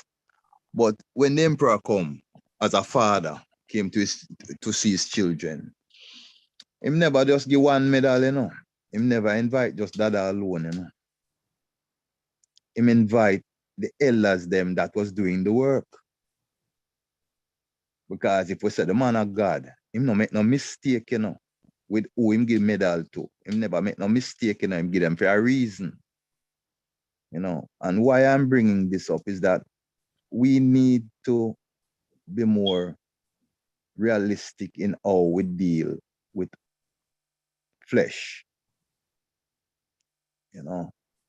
The supremacy that we claim, it's irie, it gives us confidence in self, which Gabi said, if you don't have it, you're twice defeated in the race of life. But, humility is the greatest asset of a priest. Of anyone, humility. Because if we can't see God in all, we can't see God at all, Give thanks to the word, priest. Give thanks. Yeah, if we can't see God, man, we can't see God at all. Yeah, man. So, we have to love. It's love, Love and all laws and prophet commands upon the face of the earth. The man said, love is Jah. So let us all love. So it's love. Yeah, we have to start to see ourselves as a family again, I is the priest. That is what makes us different from the other set of Rastafari, our other extended family within Rastafari. It's not that they are any less than I, or them is some corny dread, or them is some this or some all these negative things that we want to put on our brothers and sisters. They weren't chosen to fulfill this office. Jah choose I and I to fulfill. When Jah look amongst all him children, him know him children, him know the character of him children. So him say, that one they are mine, that one they are mine, that one they are mine to come serve within the order. And what is that serving? We are there to now minister to the extended family. The one say never come for those that well, you know. If you save, you don't need saving, you know. It's for those that never heard your name. It's for those that don't know what it is to be divine or don't know how to rise them Christ consciousness. We came to help to administer that. That is what the office of a priest, you know, and the empress is. The empress within the Congress is the same. Her duties is the same, you know, to help rise the consciousness in our sisters. And that is what that is just all that is different, Rasta. You know, because flesh is flesh. And like we say, we don't come to fight against flesh and blood. It's spiritual wickedness in high and low places. So it's a family of Rastafari. We are just the priesthood, the Melchizedek order of priests that minister the divine words of the Almighty, you know, to the world of people. See, it's a heavy responsibility, you know. You think it's just the glory? It's a heavy responsibility because now we are responsible for souls. True, my lord.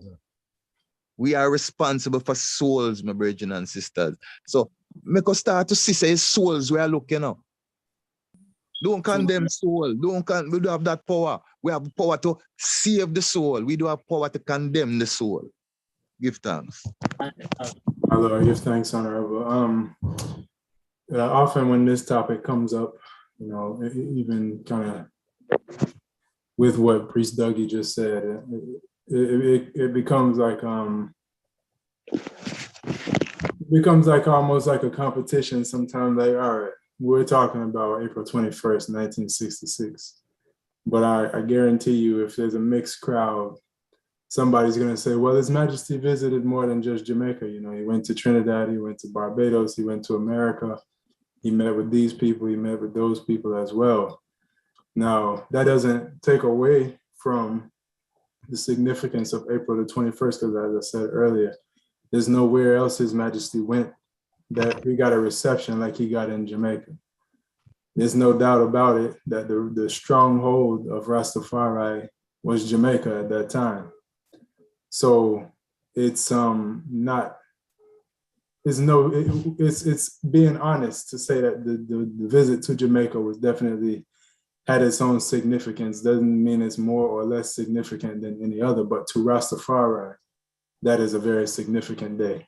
I'm gonna turn the floor over. Getting a pretty important call at the moment, so I would ask that, you know, someone could just reason for a moment and pardon me for one moment. Yes, my lord, do you think? Yeah, man, good sound though. Good sound, Jadaniel Black. Yeah, Dougie. Yes, Empress. Love. My Empress.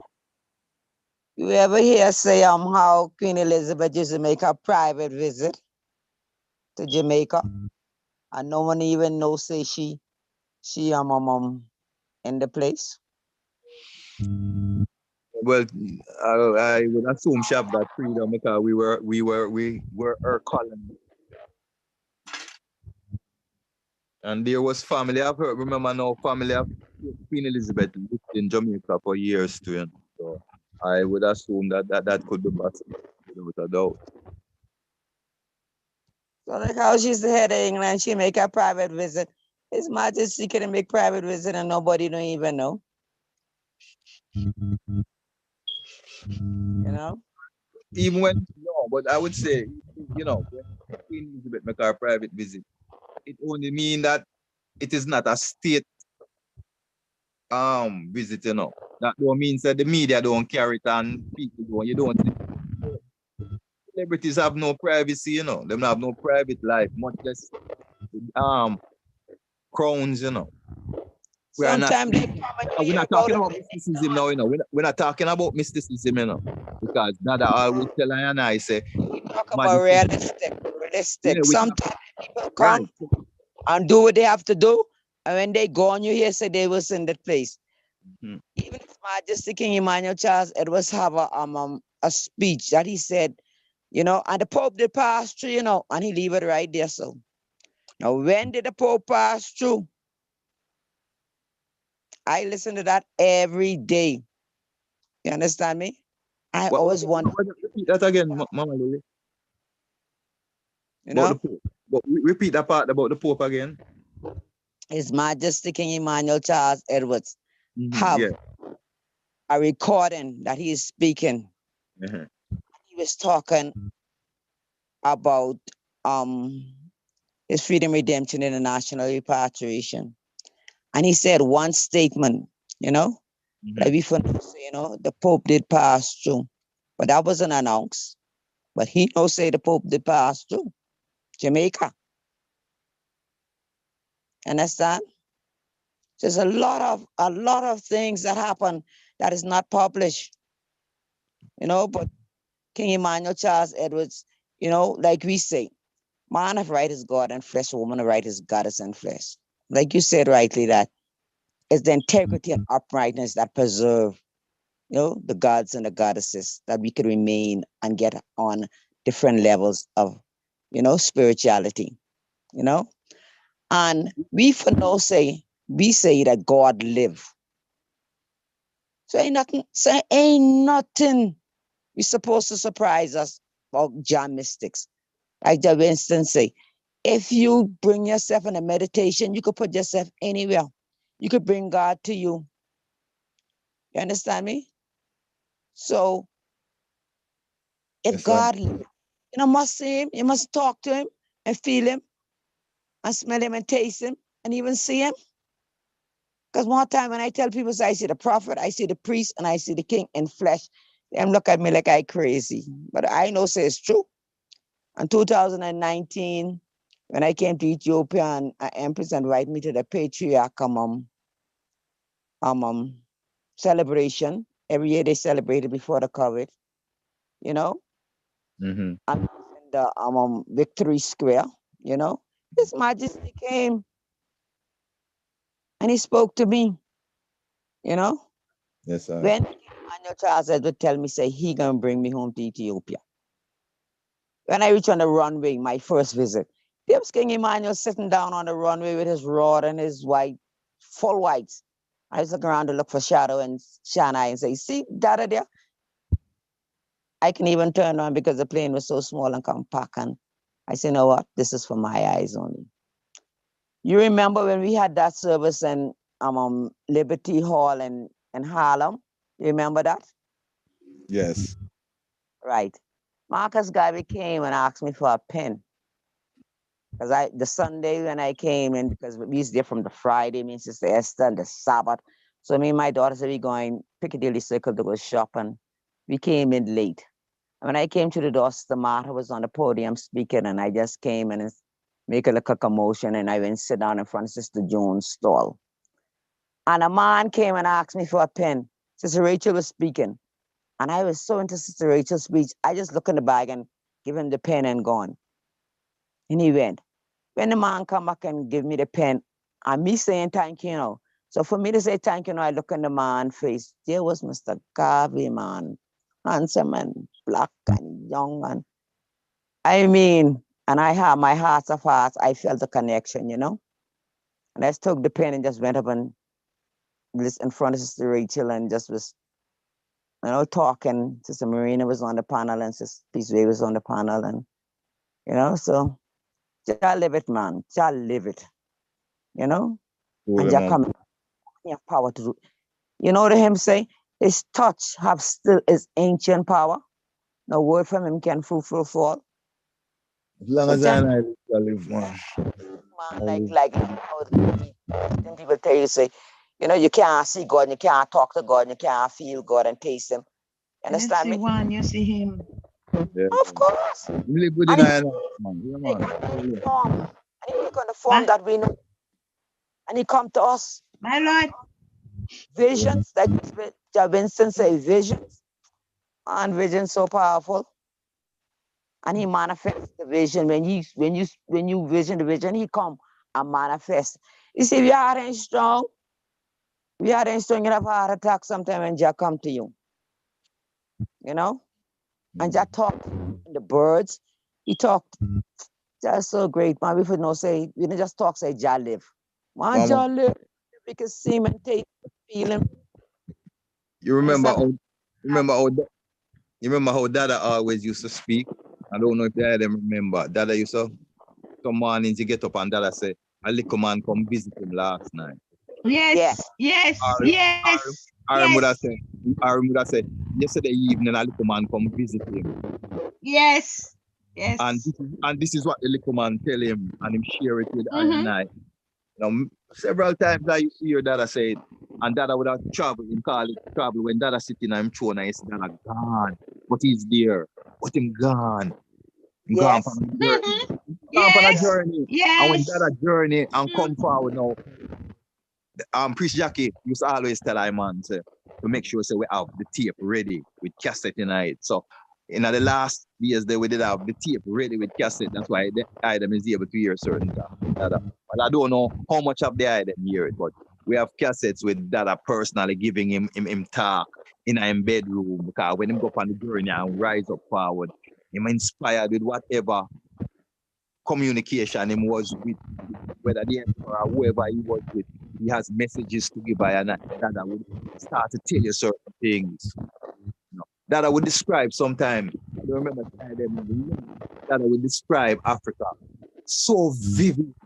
Him tell you about these trees, and these trees, the strength from them trees, like the palm tree, the palm oil tree, them. Him said the strength of them trees that can run a locomotive.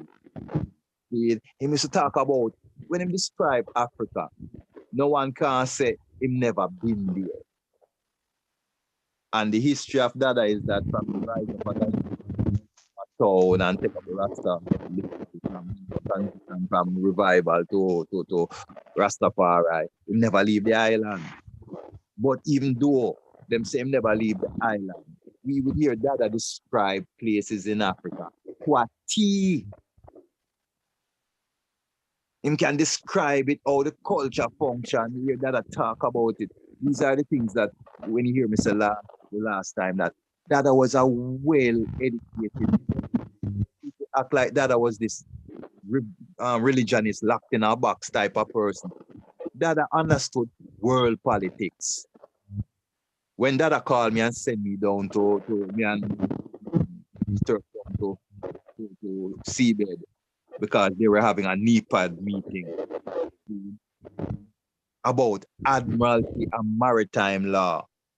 It's a big, you know much lawyer. And I have asked about that. Me and my brethren right here, Ras Jabalani. You know much lawyers we have brought that conversation to want them to investigate and give a fullness on maritime and admiralty law, and them don't have a clue. And Dada understood that our redemption to happen, you know, to agitate for it and to achieve it, admiralty law and maritime law had something very important to do with it.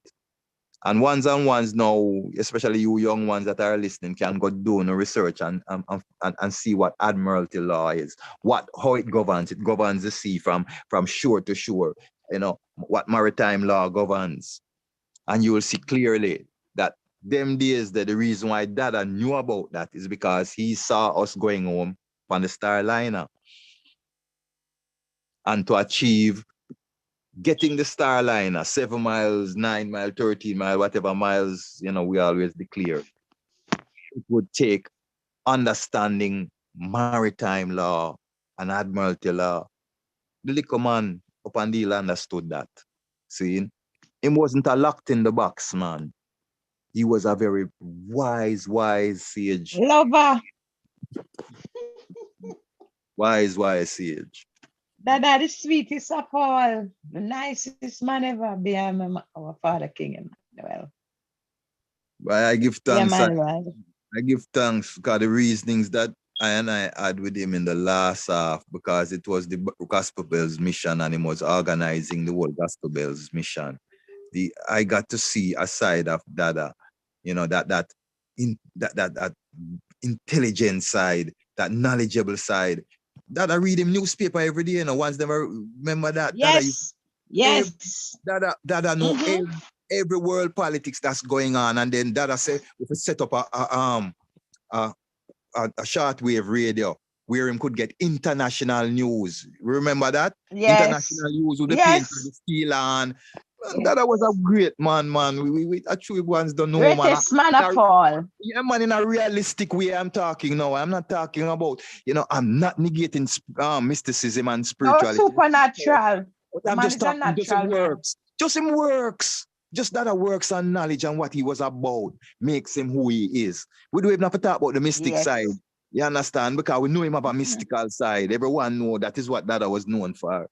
But just him works alone, being that knowledgeable as a liquor man, sit down on the hill. You see how serious the man was about repatriation. That he studied everything to know as much as he could know. So him could agitate, him know exactly who to write to. When Dada sending letter, him telling you who to send to deliver it to, It's not just a random letter, You understand? These are things that we have to look at the construct that Dada had within the Congress and see what he was about, man. And then when you take it to the spiritual level now and get within the salvation, the cleansing of our spirit, the awakening of our consciousness, you put that all together. Brethren and sisters who want beaten of our Congress the way it is right now, non-functional. When we were blessed, we were blessed with all of that. More time we look at what we don't have, but we don't count the blessings that we have, I tell everyone, as much as I would have liked to have lived a more comfortable life within certain material things then, if you want to think about that, I would have never traded a moment being with Dada for anything else. All those moments that I got to spend, and I know the items know it to Mama Maisie and Mama Lily and all who did get give me a talk, my lord, please. Go ahead, Mama. Yeah. And I mean to cut Jadog, I want to wait, but I want to I've been just taking up space till Daniel come and speak, Mama. It's all away, man. Anyone want to talk, man. Man, speak, man. Okay, my lord. So give thanks again. My phone went dead, so that's why I have to take a brief moment to get some charging at it. But give thanks to the reasoning, my lord. As you teach others will never know about such church visit and all of that of the king, give thanks.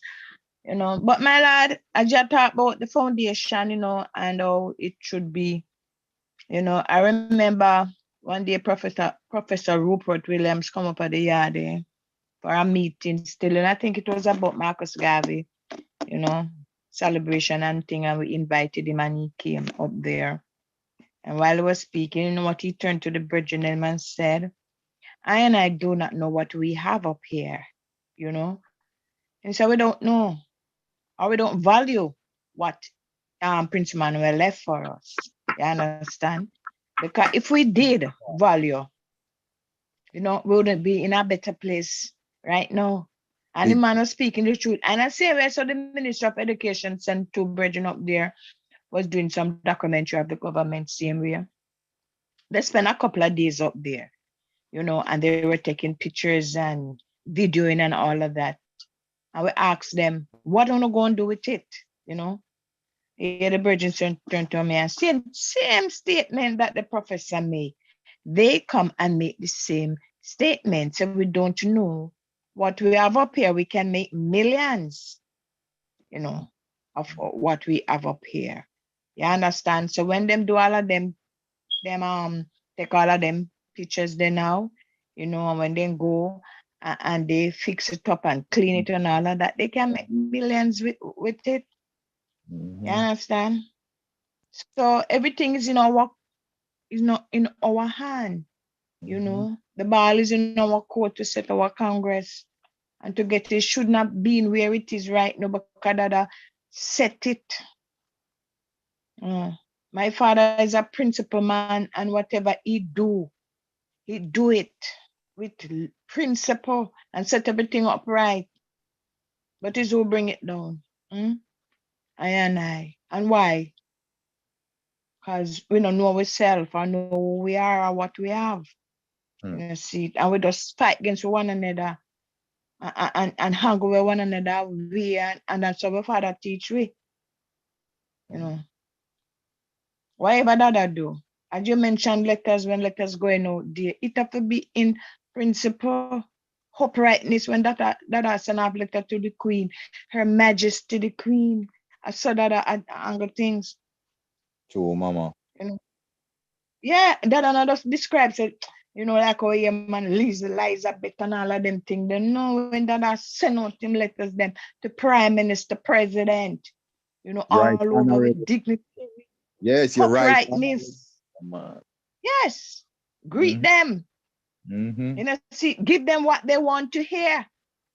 Instead of giving that what him want. You have to know how to angle things, how to do things. But I and Bobo Shanti right now, we out of course. We don't even know how to angle with one another. We don't. Today you deal with me, and the next 2, 3, 4 days, I'm not existed. And that is not all we must live. My Lord, give thanks for this reasoning, you know. Yes, I. No, give thanks. My Lord. True sound. As you're talking, I remember the headline of a newspaper, Princess Meets Empress. Oh. Mama Lily, you remember that? Yes, my Lord. And there was the Gleaner and the Star. Okay. There was articles. There was about 3 or 4 articles. Yes, man. I remember it clearly. I cut it out and I did have it on my wall for years. Princess Meets Empress, and very divine. Yeah, because I'm Jadogi, you see, when the Queen the Queen come in here. Empress Lily gave that letter to that Queen at the time. Yes. That was a beautiful. When the Queen. Go ahead, Mama. Priest, when the Queen was coming here, right? When the Queen was coming here, and that I want to, send all the sisters them to meet. Was my daughter, Princess Diana. I think my 2 daughters and Princess Diana at the time. You know, and we set up everything. I said bouquet of flowers to match her colors. The envelope, the pouch. I have to instruct priest how that I instruct me. I instruct priest how to make the pouch with fair colors. You know, so the man didn't know everything how to match them, catch them, and everything. Man, diplomacy, man. Yeah. But when she see her flowers, anyway, then at the crowd, she recognize her color. When she see the pouch, anyway, she recognize the pouch. And in the pouch now that I put him letter and him emblem. So when she get that letter now, when she get that pouch and open it, she see and she know where exactly this is coming from. King Emmanuel Charles Edward. That is how that I do things. We are do things right now, it's not another way that. And that's why we are where we are. Not until we start to follow the Father in their footsteps. And the principles that I lay and live and show us, teach us. If we don't, then we are not reaching anywhere. And no matter who you are, I saw it go. So we have to look into ourselves, look into our lives, and see how we are living as that are children. Right? If we are living all right and good, fine with we. Live little more better, live little more good. But if you're not living, try and start. Try and start to make a way. You know, I ask the Father to continue to teach us. God, that teach us good, that teach us well. Yes, and we just continue on the journey, my Lord. Imagine nothing hard for us to do. More than to just continue on, agitating in a seat and continue on living good amongst yourself. As that every one of that speech, there's no speech you listen of King Emmanuel, and he not tell you how we must live. How we must live, because the liberty is the key. Onward, Selassie, Jah, Rastafari. Give thanks, Honorable. We had a couple of hands raised there for a while. Ja Winston and Ja Carlton. Ja Carlton, your hand isn't up anymore. Did you not want to speak again, my lord? Yeah, when I hear from Ja Carlton. Carlton, you there?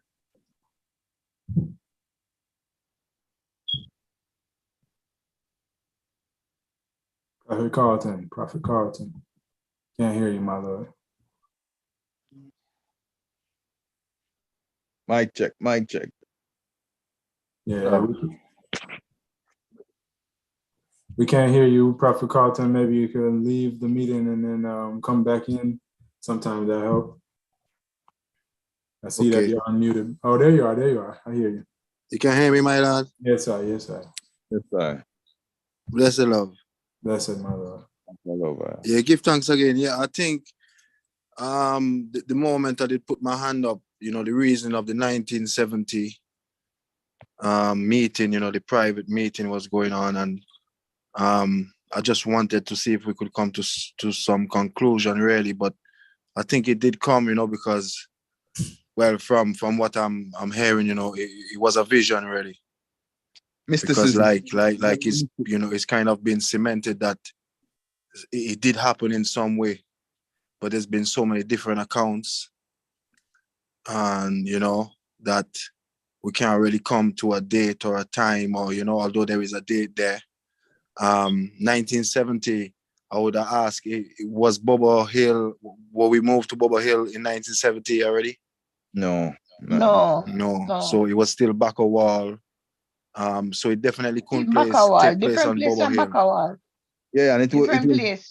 And it wasn't even 54. Because I've heard stories of it being at Bobo Hill, And it wasn't 54B either, 1970 either.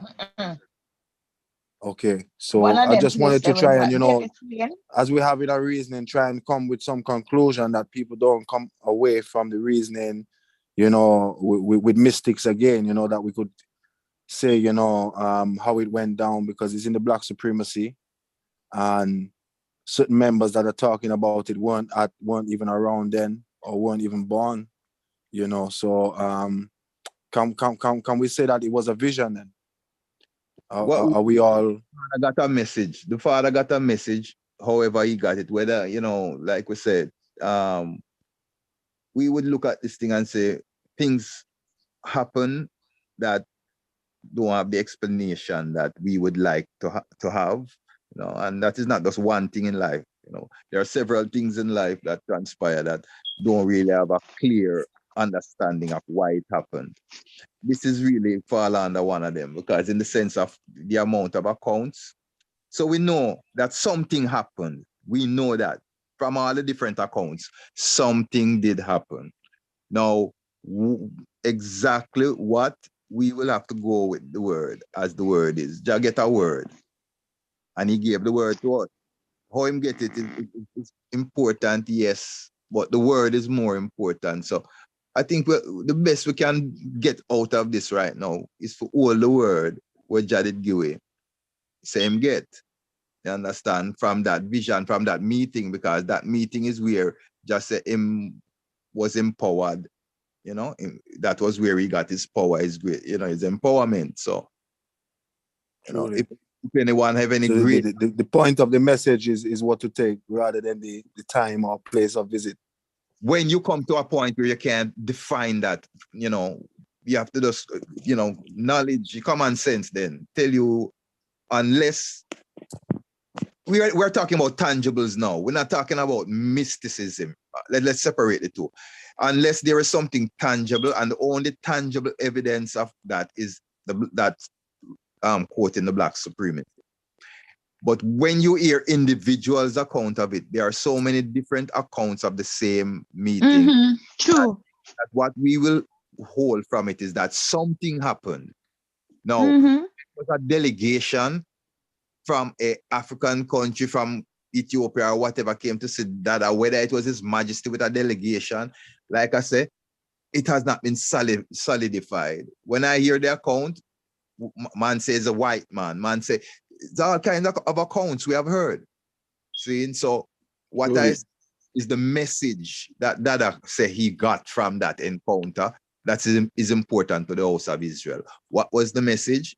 He got, that is where he was empowered to take on that. Yes, truly. To take on. That is Give where... thanks, my lord, because the mysticism around it, I think it was last year, sometime Muta Baruka had a show. I don't know if I heard it, and Yes, that yes. came on, and one Bobo priest, I'm not even too sure. I don't even want to call out names because it sounds like so many priests, his voice, but he came on and spoke of it, and there was another follow-up. You know, I think I just asked to do something on it, but there was a follow-up came in, and they actually got the priest on, and he was talking about it, and he said he wasn't there, but he came back, and to me, it came like it was somebody else, you know. That's another account, and that was at Bobo Hill now, because he talked like it was Bobo Hill, and it was like when Muta Baruka, because we know how Muta Baruka questions people, you know, and he really, you know, pinpointed it and asked him if it was His Majesty, and it was like the priest ended up kind of saying it was somebody else, but his Dada did see that was His Majesty. You know, see him as His Majesty, that sort of way there. That's another story, my lord. Yeah, we know. All right, so that's another something there.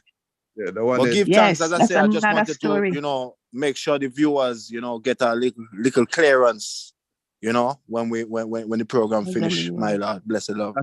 They are just the eye duty, my lord. That's why they are part of the fullness. It take all the way to bring the you know, so the eye part, you know. So give thanks for the eye doing the eye part, my lord.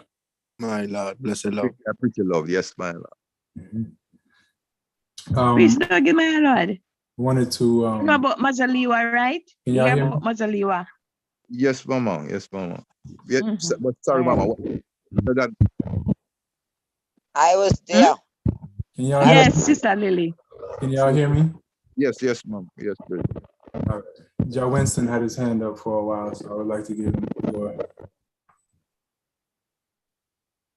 Yes, my Lord and Empress, give thanks again for the present. Can't stop give thanks for the present, you know, give thanks for the giving of thanks, you know. My Lord and Empress.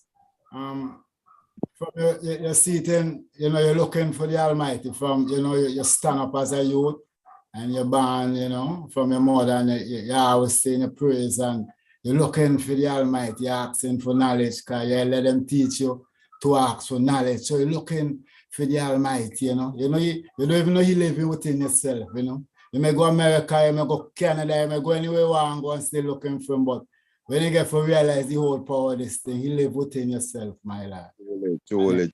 You know, because it's things will happen to I, my lord, you know. And so when I touched Canada the first time about 20-something years ago, I man live in Montreal, and Albestas was in the apartment, and I start to see a whole heap of, you know, little bump and thing on my skin, you know, start to get infected with cancer cell, you know, my lord. Gosh.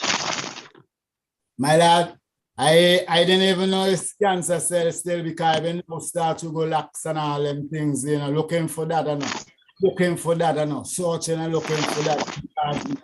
When your parents and them tell you, it's nothing like that. You can't, nothing like that. It ain't right, because too much of people die upon out for you see the way of Babylon. So it can't be that way. So I looking for that. My lord, when I come forward, you know, when I leave Canada and come forward, after I realize now I see in these little red spots, when I come forward, when I come forward, I meet a Rastaman. And the Rastaman hold I and pull and tell I say, there's a first man. There I go see clear. My lord and Empress, I lock up in a house for 2 years. And Selassie, I pay to her, and I say, is you the Almighty God? Because him then in black robe and everything, you know. In the darkest of the night, my lord. And I pray, because I know say we born poor, we never born rich, because we are slave coming to the West, my lord, you know. Asking for repatriation for go home, my lord. My lord, I see the man come to her, and I, Jehovah's, and the man showing, I say, yeah, he's the man. My lord, I fell down upon my knee. I pray for 2 years until my pants were have on the knee every night. My pajama was bruised with my lord. I tell you, my lord, I tell the man, I say, if you take these things off of my skin, I will serve you. My lord, nothing upon my skin. Bobo. Nothing upon my skin, my lord. Bobo. Jehovah's. You see it? And then I start to chat. So I start to study now. Well, after I find this man, I start to look for King Emmanuel. I start penetrate Revelation 5. Revelation 5 now, when I go out and I look up in the sky, all the people that I see up in the sky is just Bobo Shanti with turban on. The cloud farm just be Bobo. Everything I say just be Bobo, you see in my lad. You over say, well, yeah, I did the right track, I did the right track. I did on the right track. My lad, I praying more, I praying more, I praying more. My lad, not until King Emmanuel appear unto him and my lad. You over. You see, sitting up on the Sabbath and the man playing the house, my lad. My lad, I tremble all over, Bobo. All over, they reading the Black Supremacy book when the man playing, my lad. I trembling all over, Bobo, because the man right in front of him, my lad. You over, real thing I tell him there, them, Bobo. You over, you see it. I say, all right, then I start to search for Mama. I still searching for Mama to Revelation 5. I search for Marcus. You over and find all of them, my lad. The 4 wings I find to Revelation 5. Every 40 strong I read Revelation 5. And the 4 of them I was a pay to I. Every night I lie upon my bed, my lad. Marcus Emmanuel Selassie and Empress Menin.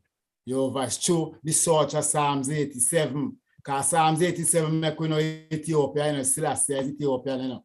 And accept Selassie as the Almighty to Psalms 87, you know. King Emmanuel build the priest order, which is the priesthood, where I could come and live it, trying to clean and pure, because you can't see that just so, you know. You have to real pure for see King Emmanuel, you know. You don't think you could just see King Emmanuel just so, you know. That ain't going to pay to you if you're there on falling either. You over the street, you have to be upright to see that. 2 nights ago, I'm on vision Selassie, you know, with a whole heap of children around him, you know, with the tongue, everything on him, you know, and a whole heap of little one in front of him, you know. You know, China, you know, the king said in a message same way. You over, we have to teach the youth and them, put it in the youth and them, and the youth and them go come and carry it on. More love and strength, heart of powers, heart of celebration, same with car. Celebration and to celebration non-stop, my lord. Give thanks to the Monday fasting. We're coming forward. I'm on chatting off for the airways now. More love and more strength and more protection. All skillful guidance. You overstudy them throughout them whole life, because I don't know. The man say love. And Elijah Winston name will never be nothing saying that I hurt anyone. Because I never fight, you know. I never put my hand upon no one, you know. So I give thanks again for the powers and the love and the strength. And just keep it up, my Lord, more prosperity. See that. Thanks, Joe Winston, my Lord, for coming in. Our guidance and protection to the same way. Blessed love. Yeah, we had someone in the meeting had raised a question. They wanted me to share from Psalms 8 and ask for the family to give an interpretation of the words of the psalm. So he asked for verse 3 through 9, but it's really only 9 verses. So I'm just going to read the whole psalm still. Take great pleasure to continue reading Psalm 8, Mighty King David. O Lord, our Lord, how excellent is how excellent is thy name in all the earth, who has set thy glory above the heavens. Out of the mouth of babes and sucklings hast thou ordained strength because of thine enemies, that thou mightest still the enemy and the avenger. When I consider thy heavens and the work of thy fingers, the moon and the stars which thou hast ordained, what is man that thou art mindful of him? Question. And the son of man that thou visitest him? Question. For thou hast made him a little lower than the angels, and hast crowned him with glory and honor. Thou madest him to have dominion over the works of thy hands. Thou hast put all things under his feet, all sheep and oxen, yea, and the beasts of the field, the fowl of the air and the fish of the sea, and whatsoever passeth through the paths of the sea. O Lord, our Lord, how excellent is thy name in all the earth. King Selassie, Rastafari. Rastafari. Yes, so the brethren was asking, you know, I imagine that he's really speaking closely to verse 4, where it says, what is man that thou art mindful of him, and the son of man that thou visitest him, that being that we're talking about the visit. I'll leave the floor open for a moment, you know, if anyone has anything they wanted to share regarding that question, looking for a clearance there.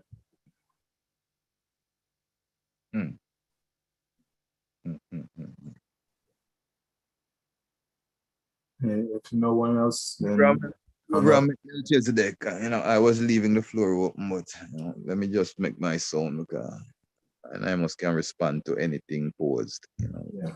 I'm not saying we're right, we're not saying we're wrong. And I don't think this is a right or wrong question either. It's just opinions and the interpretation. And it's simple for me. Abraham met Melchizedek, you know, just like the picture, that picture with Dada meeting the emperor. It wasn't Bobo who publicized that picture, you know. It wasn't Dada who publicized that picture, you know. That picture is a world famous picture, and it has nothing that it becoming world famous has nothing to do with I and I. That shows you the symbolism that it holds, even out there in the world. Abraham met Melchizedek, you know. What are those, you know, that you know, the Almighty visit I and I. I and I were made little lower than the angels. What is little lower than the angels? But an angel and ascending. Just like a prophet is a priest ascending to be a leading priest. You know, a prophet is no different from a priest. You understand? He's just, there are stages. When you're a child, when you're young, there's a level of understanding that you have. And no matter what you do, that is just how the human temple is built. So you're ascending, you know, so that the interpretation of that, His Majesty came and met our father, and they shared a 10 part of the spoil, as they would say, you know, within the prophecy. What that meant, the king gave Dada his medal, his 10 part, you understand? Dada graciously received it, and along with it came the responsibility that Dada took on. Give thanks. Yes, my Lord, thanks. Jasik, you wanted to reply to the response? And my Lord, give thanks, my Lord. Bless the love. Just to add to what the priest said, my Lord, within this strength, you know. What is man not mindful of him, you know? Because Selassie mindful of his son, same way still, you know. But the Son of Man, you know, Christ come with that title, same way the Son of Man, you know. That overrated him, you know, as the commando in 66, the visit did take place, my Lord. You know, within like, you know, Jamaica once, Jamaica one the angels, you know. I come and see a duty, you know. Once Christ went down and come and dead still for I and I, you know. So he went down, you know. Lord and the angels, you know, but you know, when he rise, you know, he rise up with glory and honor and all these things now. You know, Job him at the right hand too. The Black Christ himself, you know, when he tried, you know, and he rise up the third day, you know, and he went at the right hand of the Father same way, with all honors and powers and glorification, same way now. So we give thanks for our Lord now. Oh Lord, our Lord, how excellent him in all the earth. Holy Emmanuel, I, Selassie, Jah, Rastafari. Bless the love, my Lord and Empress. My Give Lord. thanks, Jasik. Good Yeah. song. And you know, on that, I would like to even kind of transition into a question that, not really a question, but an aspect of it that I would like for us to really spend a moment reasoning about. And it comes, you know, from, as you can see on the screen, this is from the Black Supremacy book, page 61. This is the letter that King Emmanuel gave to the King of Kings, Emperor Haile Selassie I, upon his visit. Which, I mean, it's really, if you really look at it, it really shows you a lot of how clear King Emmanuel's understanding of himself and of His Majesty really was, and the significance of this visit. But anyway, I'm gonna read just a little bit of it here, just what you see on the first page, and then I would pose not really a question, more so like a topic and aspect of the reasoning, and then we'll go into it from there. Ethiopia Royal Nation Wealth Kingdom. Ethiopia Africa Black International Congress, 10 miles, Bobo. You know, even like, all right, before I even go farther, for King Emmanuel to even address His Majesty with this letterhead, if you look at it, Ethiopia Royal Nation Wealth Kingdom, I mean, His Majesty knows that this is Jamaica he's visiting. And you know, for him to be addressing it as though Ethiopia's kingdom is reaching out to His Majesty, I mean, and then he says, I, the Right Honorable Prince Emmanuel Charles Edwards, the Lord's servant, Melchizedek, Orthodox Righteous Kingdom, King of Salem, His Majesty the King, Black United African Nation, Wealth Nation. So His Majesty would know who Melchizedek is for sure. You know, that's not I don't have no doubt that His Majesty knows who Melchizedek is and Christ and that history and prophecy, you know. Ethiopia Africa Black National Congress, formerly headquartered 54B Spanish Town Road, Denham Town, PO, Western Kingston, April 21st, 1966. Our Imperial Majesty, King of Kings, Lord of Lords, conquering Lion of the tribe of Judah, elect of God and light of this world. Honorable Majesty, King of Kings, greetings. We, the African descendants in Jamaica, welcome you, Honorable Majesty, to this shore for our deliverance of us, the people in Jamaica. We give thanks and praises to you, Honorable Majesty, our God and King, who come to deliver us from the hand of this wicked world. We welcome you, Honorable Sir, and your guests who leave your royal throne. I, Prince Emmanuel, your humble servant, who wait for your coming, I give thanks for your arrival. Being the monarch of this universal world of justice, I do know you have come to give international justice for your suffering sons and daughters, to be returned under our own vine and fig tree, Jerusalem, our happy home ever dear to us. We humbly give thanks for the universal cause of our righteous kingdom, that we are about to take our stand again for our righteous justice and liberation, peace and happiness. So that's just a little excerpt. Well, yeah, let me continue still, because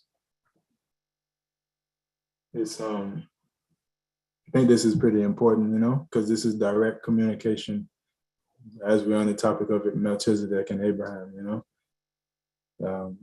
Honorable Majesty, I, Prince Emmanuel Edwards, your humble servant, send document to all heads of this government concerning international repatriation, such as Honorable Governor General, Honorable Prime Minister Bustamante, also the Acting Prime Minister and all minister concerning freedom, Honorable Majesty, our God and King. You can let all ministers pass document through your hand for the deliverance of us. Honorable Majesty, I, Prince Emmanuel Edwards, send Her Majesty Queen Elizabeth our international emblem, also documents for such cause of our international deliverance when she came on her international tour to the West Indies on March 3rd, 1966, which is, you know, just a little over a month before His Majesty came. Pertaining to our redemption back to Ethiopia under our own vine and fig tree. Our Imperial Majesty, you could see through these documents, we do give thanks for your international state visit in Jamaica under the United Nations Charter of Declaration of Human Rights for us, the people. This is the organization of the Ethiopia Africa National Congress, International Governmental Parliamental Proceeding Universally for principle for all suffering people over the world. Honorable Majesty, our ancient King of time, we are looking to be with you. Also, our beloved Majesty, Queen Omega, also our sisters and brothers at home. Honorable Majesty, we the Rastas in this country tell to the world of your righteous cause, also the reigning monarch for Black supremacy, also our God and King, our mighty mediator. Honorable Majesty, we welcome you under these international emblem, the red, gold, and green, red, black, and green. Also welcome your Honorable Majesty for our deliverance of international repatriation. We are ready now to go. We are tired of this wicked world of torment and frustration of these wicked enemies. We are tired of colonialism ruling. We want to return back to our righteous world of plenty and peace and happiness. Honorable Majesty, our God and King, we are waiting now for transportation to take us home. Honorable Majesty, our Excellency, we know you leave your royal throne, the Rainbow Circle throne, to see your royal sons and daughters of King David. Also your prophets and saints whose blood was shed in this country, also the house of Israel.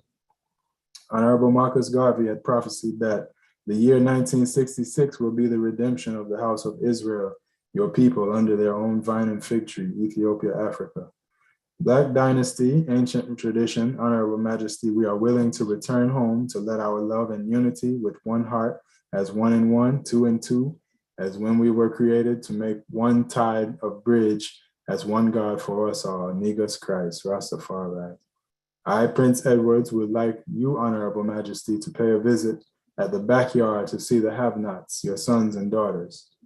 Honorable Majesty, we the saints are ready, also the prisoners to be set free with freedom of movement, freedom of international repatriation back home to the Mother Africa, Father Africa, who stand as the morning star, the lily of the valley, the rising sun. This is what we have to glorify thee. I, Prince Edward, send these emblems. The red, gold, and green, red, black, and green, statical, represent the house of Israel, Ethiopia, Addis Ababa, the royal house of your kingdom, until we meet on the bright shore where we all were birthed. We are tired of hungry, shelterless, and naked. We humbly welcome you, King of kings, Lord of lords, conquering lion of the tribe of Judah, the elect of God and light of this world, His Imperial Majesty, first ancient King of creation, King Alpha and Queen Omega, the beginning and the end, the first and last. So we hail our God, Selassie, our Almighty God, who seat in Zion and reign in the hearts of all flesh, man and woman, protector of all human faith and ruler of the universe. Ethiopia, Africa, National Congress, International, Statical. You are the bridegroom, the King of Israel, the Black Monarch, and the world mediator.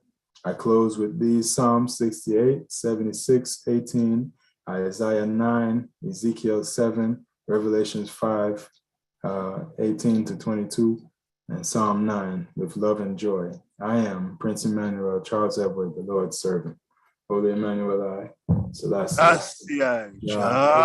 Rastafari.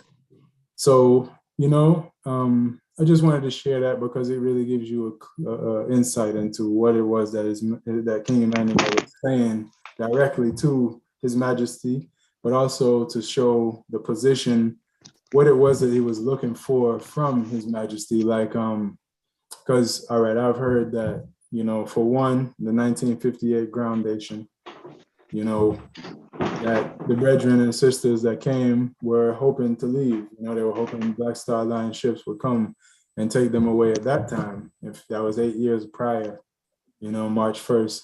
But at this time, I think that they also were expecting to be taken home. So His King Emmanuel expressed to His Majesty that we are looking to you to deliver us. He called him the world mediator and all of these titles and stuff. He let him know what the Rastafari think of him and how we view him through scriptures and also through his position as a world leader, the King of Kings of Ethiopia and all of that stuff. He just gave him basically an outline of the Rastafari doctrine, as pertaining to himself, the King of Kings, and I think that that's really profound, because you don't have to wonder, and you don't have to go on what the university tells you. We think of you. I'll tell you directly from me to you, that we see you as this, all of these different titles and, this great person. So I would like to ask though, according to, the priest who has known a lot of these brethren that were present for this, like probably, maybe you got to reason with Mortimer Plano and some of the other elders that was there. I know Bongo Watu and all. Were they expecting His Majesty to take them away or to, provide a way for them to come home? Were they disappointed after they didn't leave when they saw him leave? Like what, as regarding repatriation now and how the Rastafari view His Majesty, were they happy? Were they upset? Did it empower them? How did it impact the Rastafari movement from that point going forward? And I think you just answered it, all of the above, my Lord. All of the above. It empowered them. They were angry. Even Dada expected to go home during that time. Because Dada said it. He said that we should have gone home when the emperor came. Is because I and I didn't have that unity, that solidarity, why it didn't manifest. That was the sentiment. So that is why it's been a fleeting illusion. We have not been able to put our petty differences aside as a people, because repatriation is not for one. That I didn't come for just dreadlocks or just, you understand? That as He's the embassy, the Ethiopian embassy for black people in the West, not for Bobo people, not for Rasta people. So his whole thing was, is black people for go home. You know, so it's a unity thing. It has to be a unity thing. So that was the main disappointment, you know, out of that moment. But it wasn't the way that some people want to propagate it, though. Like, man, they, you know, based their whole faith on going home, and when they didn't go home, you know, whatever. You know, I don't remember any significant Ras that I know trimming or doing anything outside, outlandish after the visit. You know, after the, you know, you go through denial, all the stages that them tell you, you know, till you come to acceptance, and when you accept it now, you move forward. And that's what the movement did. They realized that, okay, we have to work on what we have to work on. You know? And there have been several attempts at solidifying a unity has come to naught. Because remember now, so we're fighting forces too, you know, it's not just about I and I. Sometimes we want to just blame each other, but it's not just about I and I. You know, we were born in this world of evil. We're fighting a power of evil. And if we don't think that evil have power, okay, how did we get into this predicament? How did we come into slavery? You know, how some of the things, some of the crimes that I see being perpetrated, you know, among ourselves in the US. I'm not even going to go as far as Jamaica or the island. Right in the US, this big, wealthy country, you know, the black on black crimes, how we kill off one another, some brutal. So, yeah, it was a very symbolic moment, my lord, and they were disappointed, they were angry, but then they got past that, and every man started to do their thing as best as they could. The new mentions, the new groups spring up after, like, you know, like after this moment? What change did it have on the actual movement, the formation of the movement, and, you know, the development? The oneness broke down after 56. After the oneness, that gathering at Nazareth and Bakawa, the Akiwak, that broke down because they bulldozed down Akiwak and bulldozed down Bakawa, and races had to scatter. So they went to different parishes, and each group, each man as a lion and as a king, rise a camp. So at one point, it was recorded that there was existing 15 groups of Rastafari. And there, you know, it's not necessary at this point to name them out, but you had, you know, various from Rainbow Healing Temple, the Theocratic High Assembly, Judah Coptic, you know, just go down the line, you know, RMA, and you end up with 15 groups. Didn't His Majesty at this time also tell the Rastafari brethren to organize and centralize? That was a universal declaration in general, you know, but yes, that is how the 12 tribes of Israel really came into being in the West, because that was their motto or their anthem, organize and centralize. That was the mission of the EWF, so that became the mission of the EWF, trying to organize and centralize, you know, for I and I to repatriate. So everyone kind of took it up in their own little way, you know. But Dada's way was to get the people's spirit and mind right, creating that divineness in them, that Christ consciousness. That was his thing. That was his method of getting us prepared. My Lord, preach, Dougie, my Lord. Yes, Mama. Yes. You say that you never really see any of the Rastas them the trim after Dada come.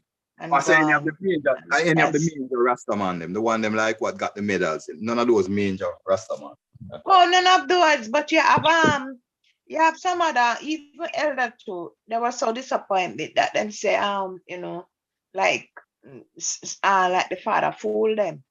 You understand? And they get dismayed, you know, and trim. Yeah, It was a big talk, you know. That I can remember says none for the Rastaman then trim because Empress Selassie I never come for them and them fool them and him come as a ballad and not as a Rastaman and him is not who them say him is. And so they get dismayed and disappointed and give up. They gave up, my Lord. Sounds and like they they went fooled and trim. themselves. Yeah. It sounds like they fooled themselves into believing something that wasn't the reality, and then when their expectations didn't get met, they let themselves down. They put themselves up and let themselves down because nobody told them that that's why he was coming. Nobody told him that he had dreadlocks. They just, believe something, and that's what happened. But that is how they saw him, and yes, that is how probably they look beginning into their mind that the father is a dreadlocks man, and them remember I said him's the King of Kings and the Lords of Lords. You understand? The conquering lion. And Rastaman put lion. But those are the lesson lion, Rastaman. Those are the lesson farm, because remember, Mortimer Plano and couple Rasses had met His Majesty in 1960 when they went on the mission. So them didn't know how His Majesty look and all of that from them. Yeah, but Jadogi, Matama Pretty, Matama Plumber, and them never come back and tell the truth. They never tell the truth. Right? So they didn't give any question of information, to even to the country how Selassie I was, or what they gonna exceed. No, don't go so, Mama. It don't go so. I'm telling you this because I attended several of the conferences at UWI that unfolded the information that Mortimer them brought back, and Mortimer them brought back some great information. See, there is also a report from them.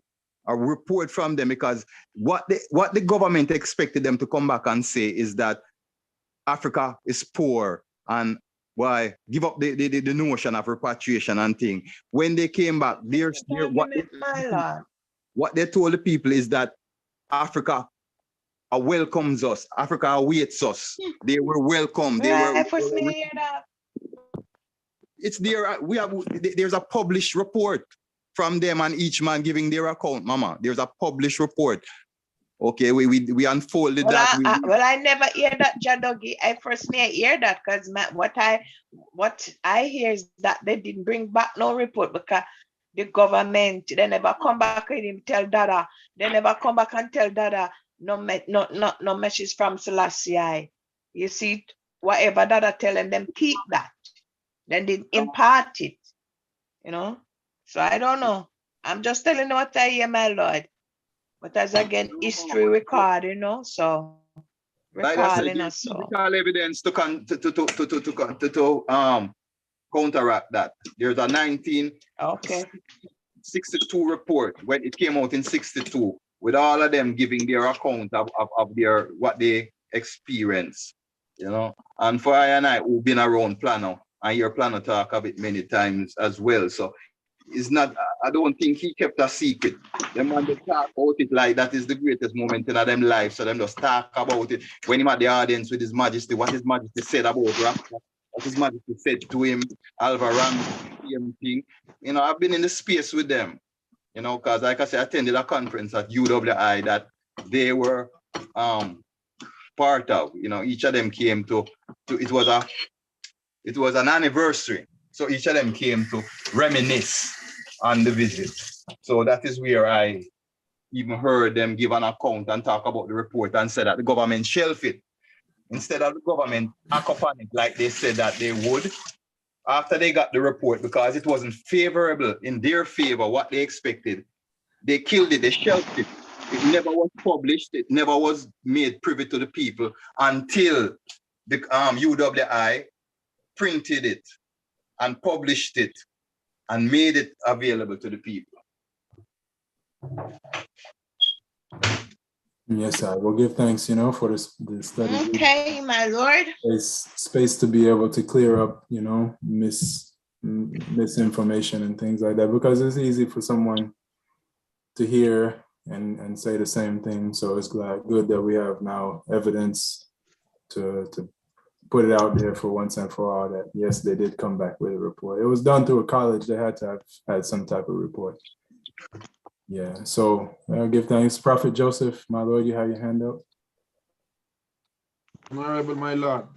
Yes, God. Yes, that I just wanted to add that I remember seeing a documentary, this elder that was in the meeting who says he was the one who asked His Majesty about what should the Rastaman do, and when His Majesty told him organize and centralize, was a Rastaman with no dreadlocks. I think his name was Albaranga. Yeah, man. Albaranga. Yes, sir.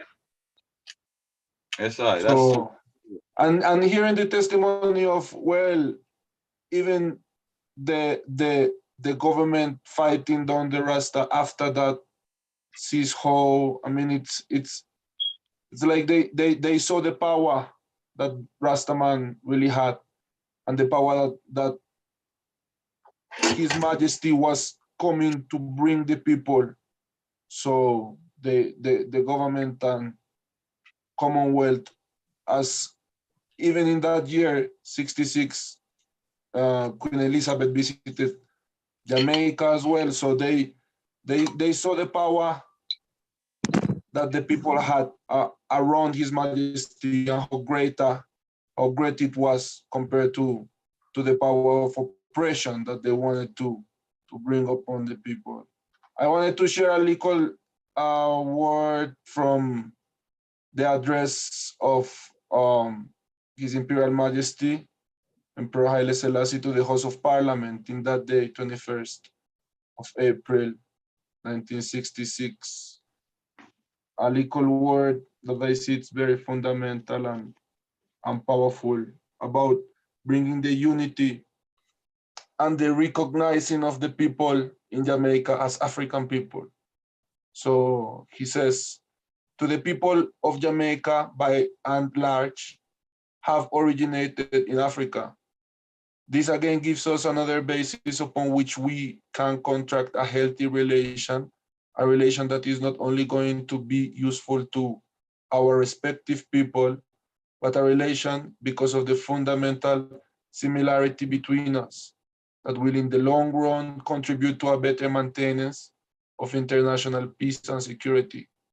In addition to this, both the people of Jamaica and the people of Ethiopia are dedicated to another cause, that is the cause of progress and prosperity. King Selassie, Jah, Rastafari, my Lord and Empress.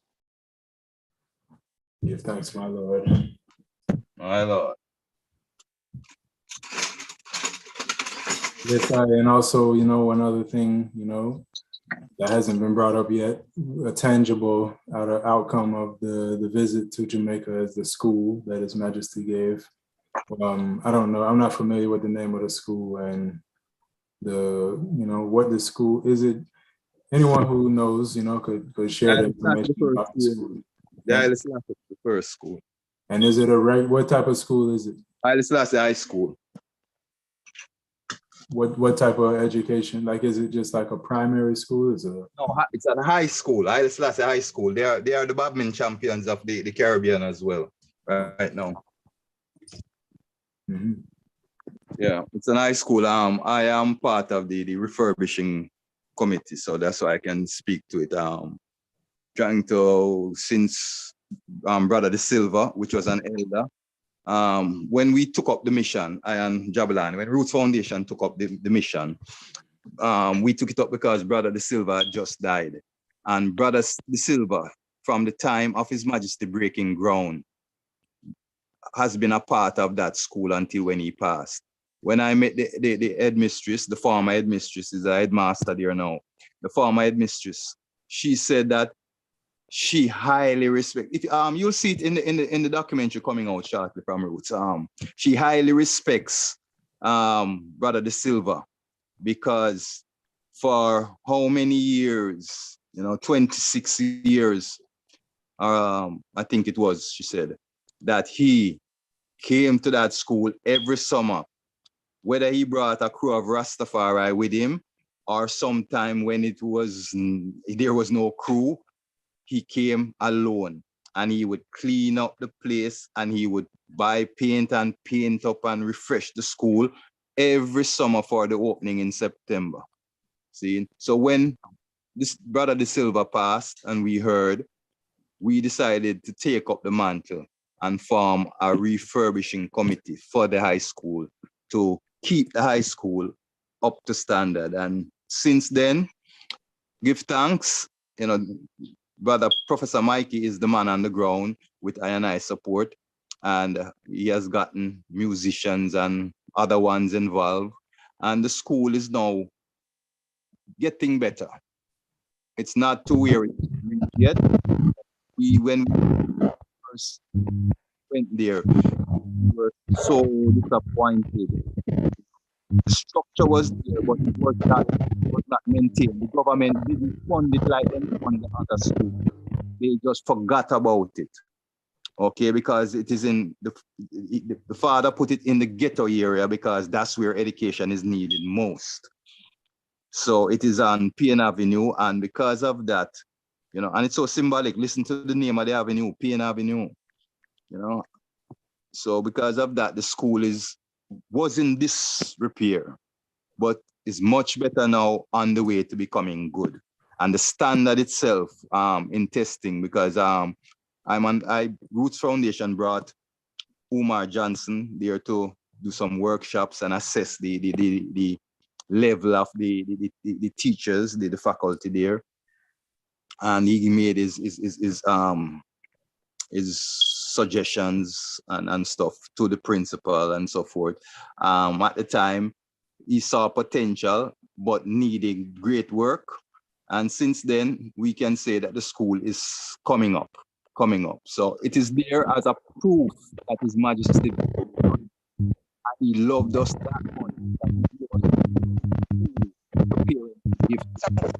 My Lord.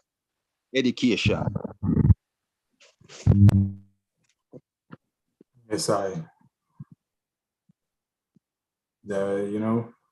so it shows that I'm kind of missed the last part of what you said, but it shows again the importance of education to His Majesty.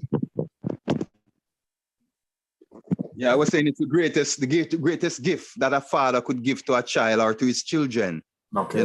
His education.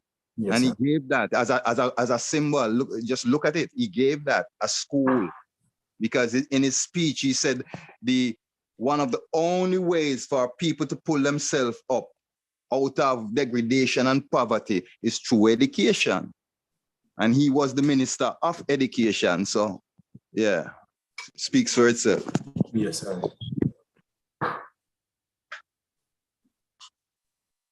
All right. Well, the floor is open.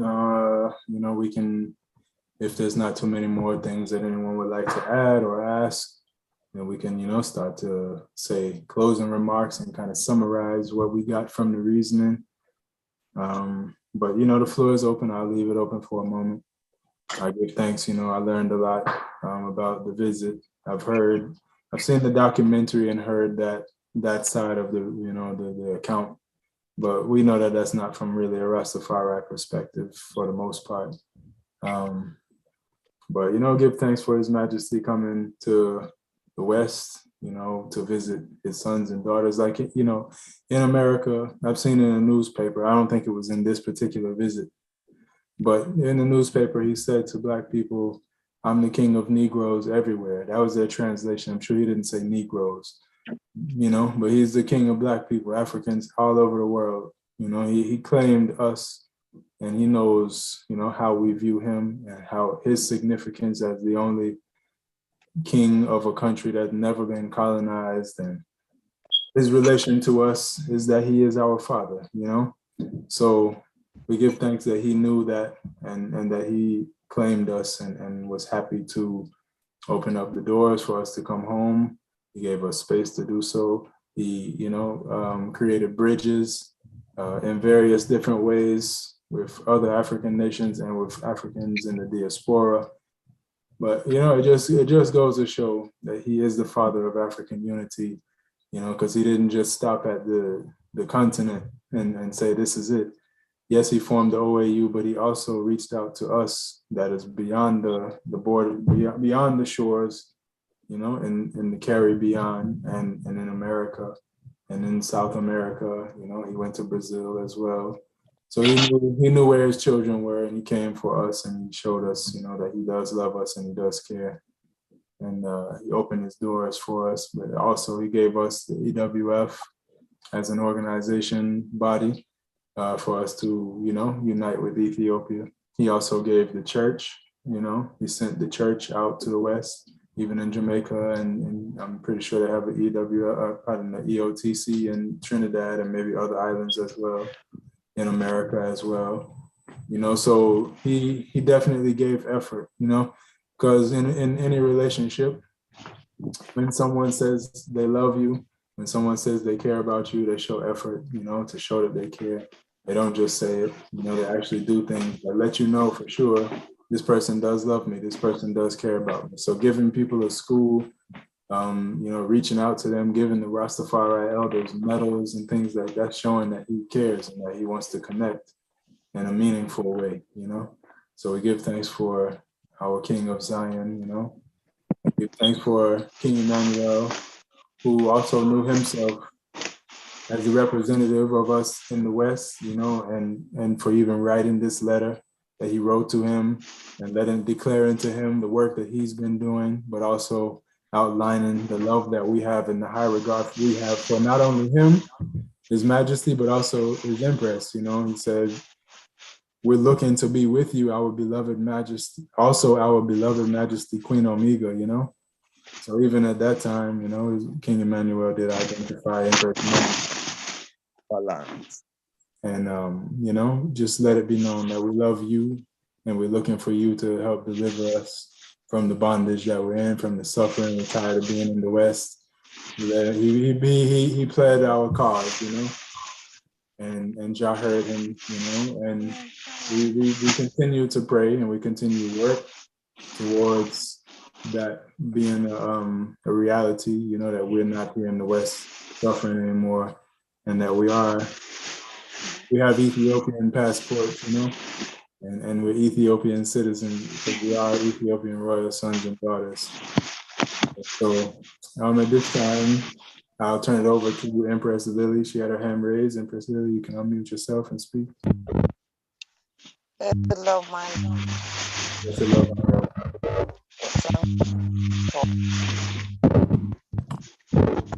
For the knowledge and understanding, you know.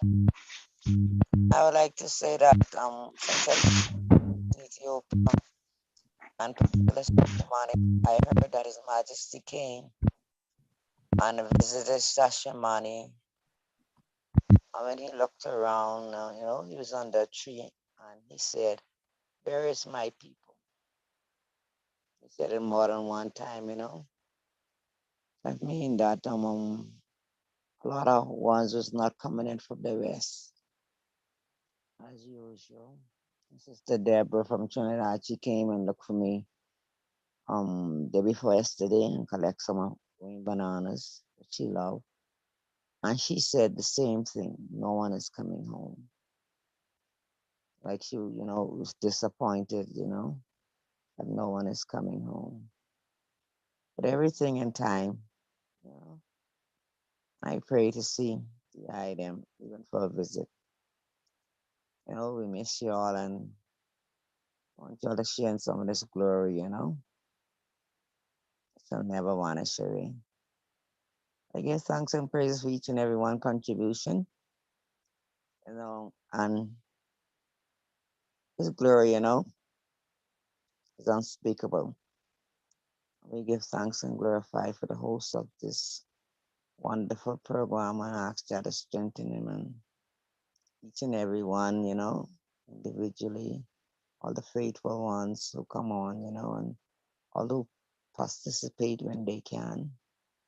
We give thanks for brotherhood and the daughterhood and the father and motherhood of God, you know.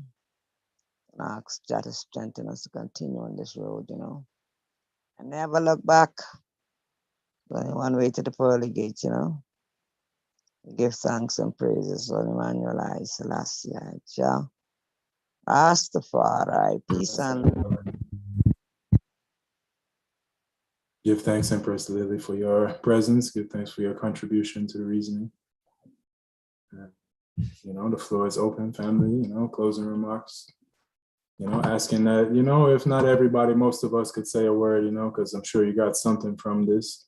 So if you could just share what is it, how did this reason, what conclusion did you get from this? How was the reasoning beneficial?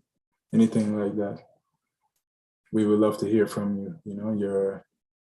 Everybody gets something different from reasoning, and everybody brings something different. And that's why it's important for us to share freely. Prophet Joseph, my Lord, you can unmute yourself.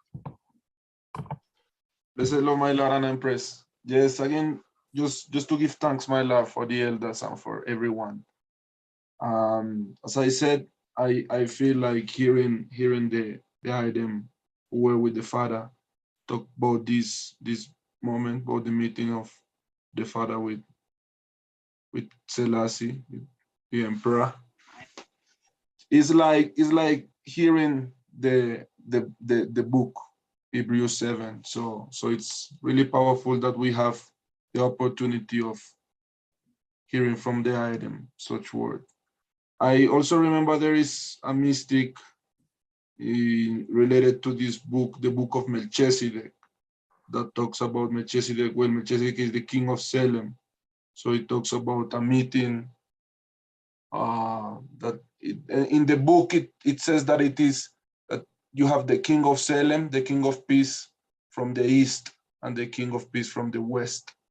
And in the book of Melchizedek, it talks about a meeting that I see it is same way the fulfillment of the fulfillment of this is this moment in history, 21st of April, 1966 is the Groundation Day. So I give thanks for the Groundation and even for I and I being able to commemorate this day with the item here in this meeting.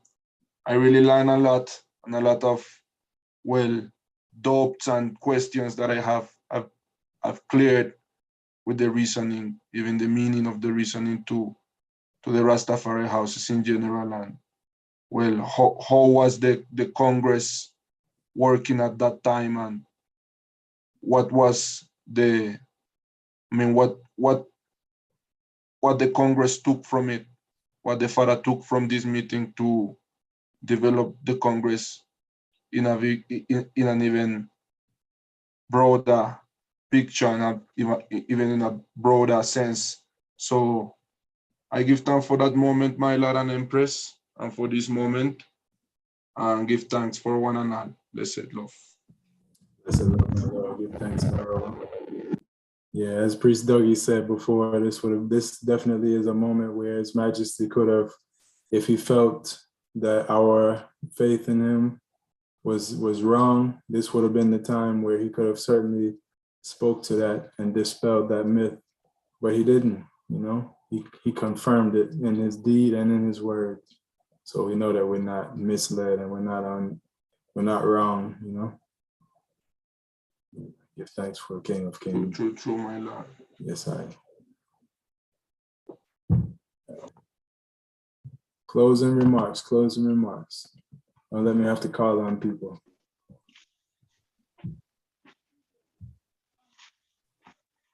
Empress Maisie, you unmuted. You wanted to say something? My Lord, yes, I was giving thanks for today reasoning, and give thanks, for each and every one. Thanks to the honorable priest, the royal empress, same way, give thanks to the host of the program, and give thanks, for the mighty visit of our father in 1966, when the man came and visit, Jamaica. True. It's very, very historic moment, for I and I. And right now, I and I, let us work together, love and unity for this repatriation. Because right now we need it more than ever, right? The way we see are going right, in the world, especially, the war rumors of war and the thing we are built up right, you know. But I would just start chant. You know, see it. Then I for go home. You know, see it more than ever right, you know. You know, see, so that's my calling. Unity. Unity amongst ourselves, because we can't go home like how we is. Right, you know, splendor group and all kind of things. So we have to start work together. That's what Dada would have said, and that's what I say. Said the Most High God, Selassie, Jah, Rastafari. Give thanks and love again, blessed ones, for this forum here of this reasoning. Most High, Selassie, Jah, Rastafari. Blessed love. Blessed love, honorable. Yeah, man, Foundation Day, you know, was declared 2021 in Jamaica by the Ministry of Culture. So it is officially on the books. You know, the visit of Her Majesty is officially recognized by the government of Jamaica now.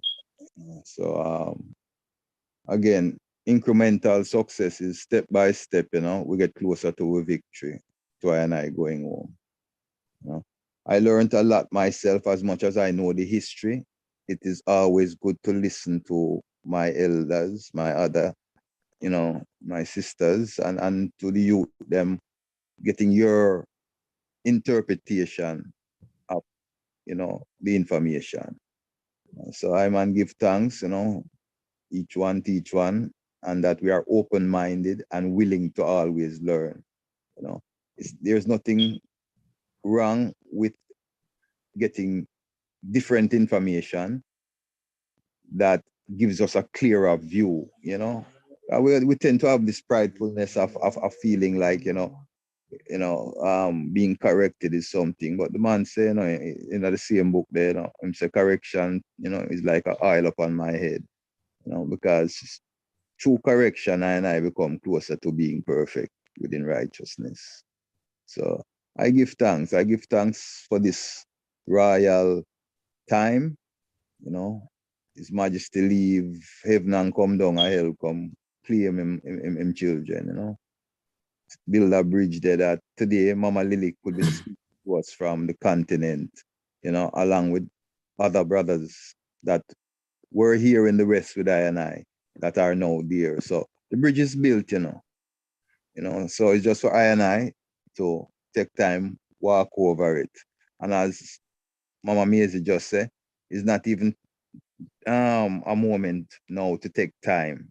We need to run over it. We need to find a way to run over it. And again, Mama Maisie called for it, unity. That's the only way we're going to be able to succeed in this mission. We have to become more gummy, you know, united.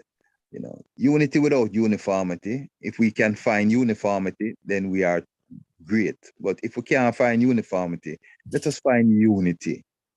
Commonness, you know, because we face the common enemy and the common problems. And as Mama Maisie say again, wars are pending, wars are building. The world is not going to get better. It's going to get worse before it gets better. And that I say, I should not be here when that is happening. I should be there just beholding it. But it don't come nigh on to I. And the only place to escape it is Mount Zion, Africa, Ethiopia, our continent. Yeah, give thanks. Yes, my Lord, give thanks. So yeah, that seals it. I mean, everybody has had a chance to speak, you know. I would add that, you know, that letter that King Emmanuel delivered to His Majesty, ended with some scriptures. You know, I would advise. I've looked into them myself. I would advise ones and younger ones, you know, anyone still, but younger ones especially, to check out those different scriptures that he gave His Majesty, because it really just shows you the insight of King Emmanuel, the understanding that he has of who he is, who we are, who His Majesty is, you know, what we're doing, you know, and all of these things, and tying it all in with history and prophecy and scripture. He's a genius, you know, and give thanks for King Emmanuel. So yeah, at this time, we will, you know, close the program, turn it over to the leading priest to say the prayer, and, you know, and we'll seal up. Yeah, dip in your bucket in the Ethiopian well, full up your bucket, full it up of joy, you know. And so they came away, you know, singing, you know. So, and I give thanks to be among the ones that have, you know, drunk from the Ethiopian well, not from the cup of abomination. We ask the Father to guide us along our pathway. We ask the Father to bring the unity of purpose that we need to succeed in endeavor. You know, we ask the Father to guide and protect and keep everyone along their journey, going and coming. You know, to fill our heart with the joy of salvation. You know, to fill our heart with the love of brotherhood, sisterhood, and the fatherhood of and motherhood of God. Through thy love and thy mercy, we ask this most high. Holy Emmanuel, I. Selassie. Jah Rastafari. Well, give thanks, my Lord. Give thanks, Empresses. Give thanks for everyone's presence here with us in the Zoom meeting. Give thanks for all those watching on YouTube. Give thanks for all the comments in the comments section and the continued engagement and participation of the community, internationally in the study group for our own development and understanding and growth, as individuals and as a Congress and as a people, a world of people. Yeah, at this time, we'll sign off. This is the African Liberation Network. I'm the host, Honorable Prophet Daniel. And this is the Royal International Bobo Shanti Study Group. So give thanks, my Lord and Empress, our strength and powers, guidance and protection in the 6 days of labor. And until next time, a blessed heart of love from us to you. Jah.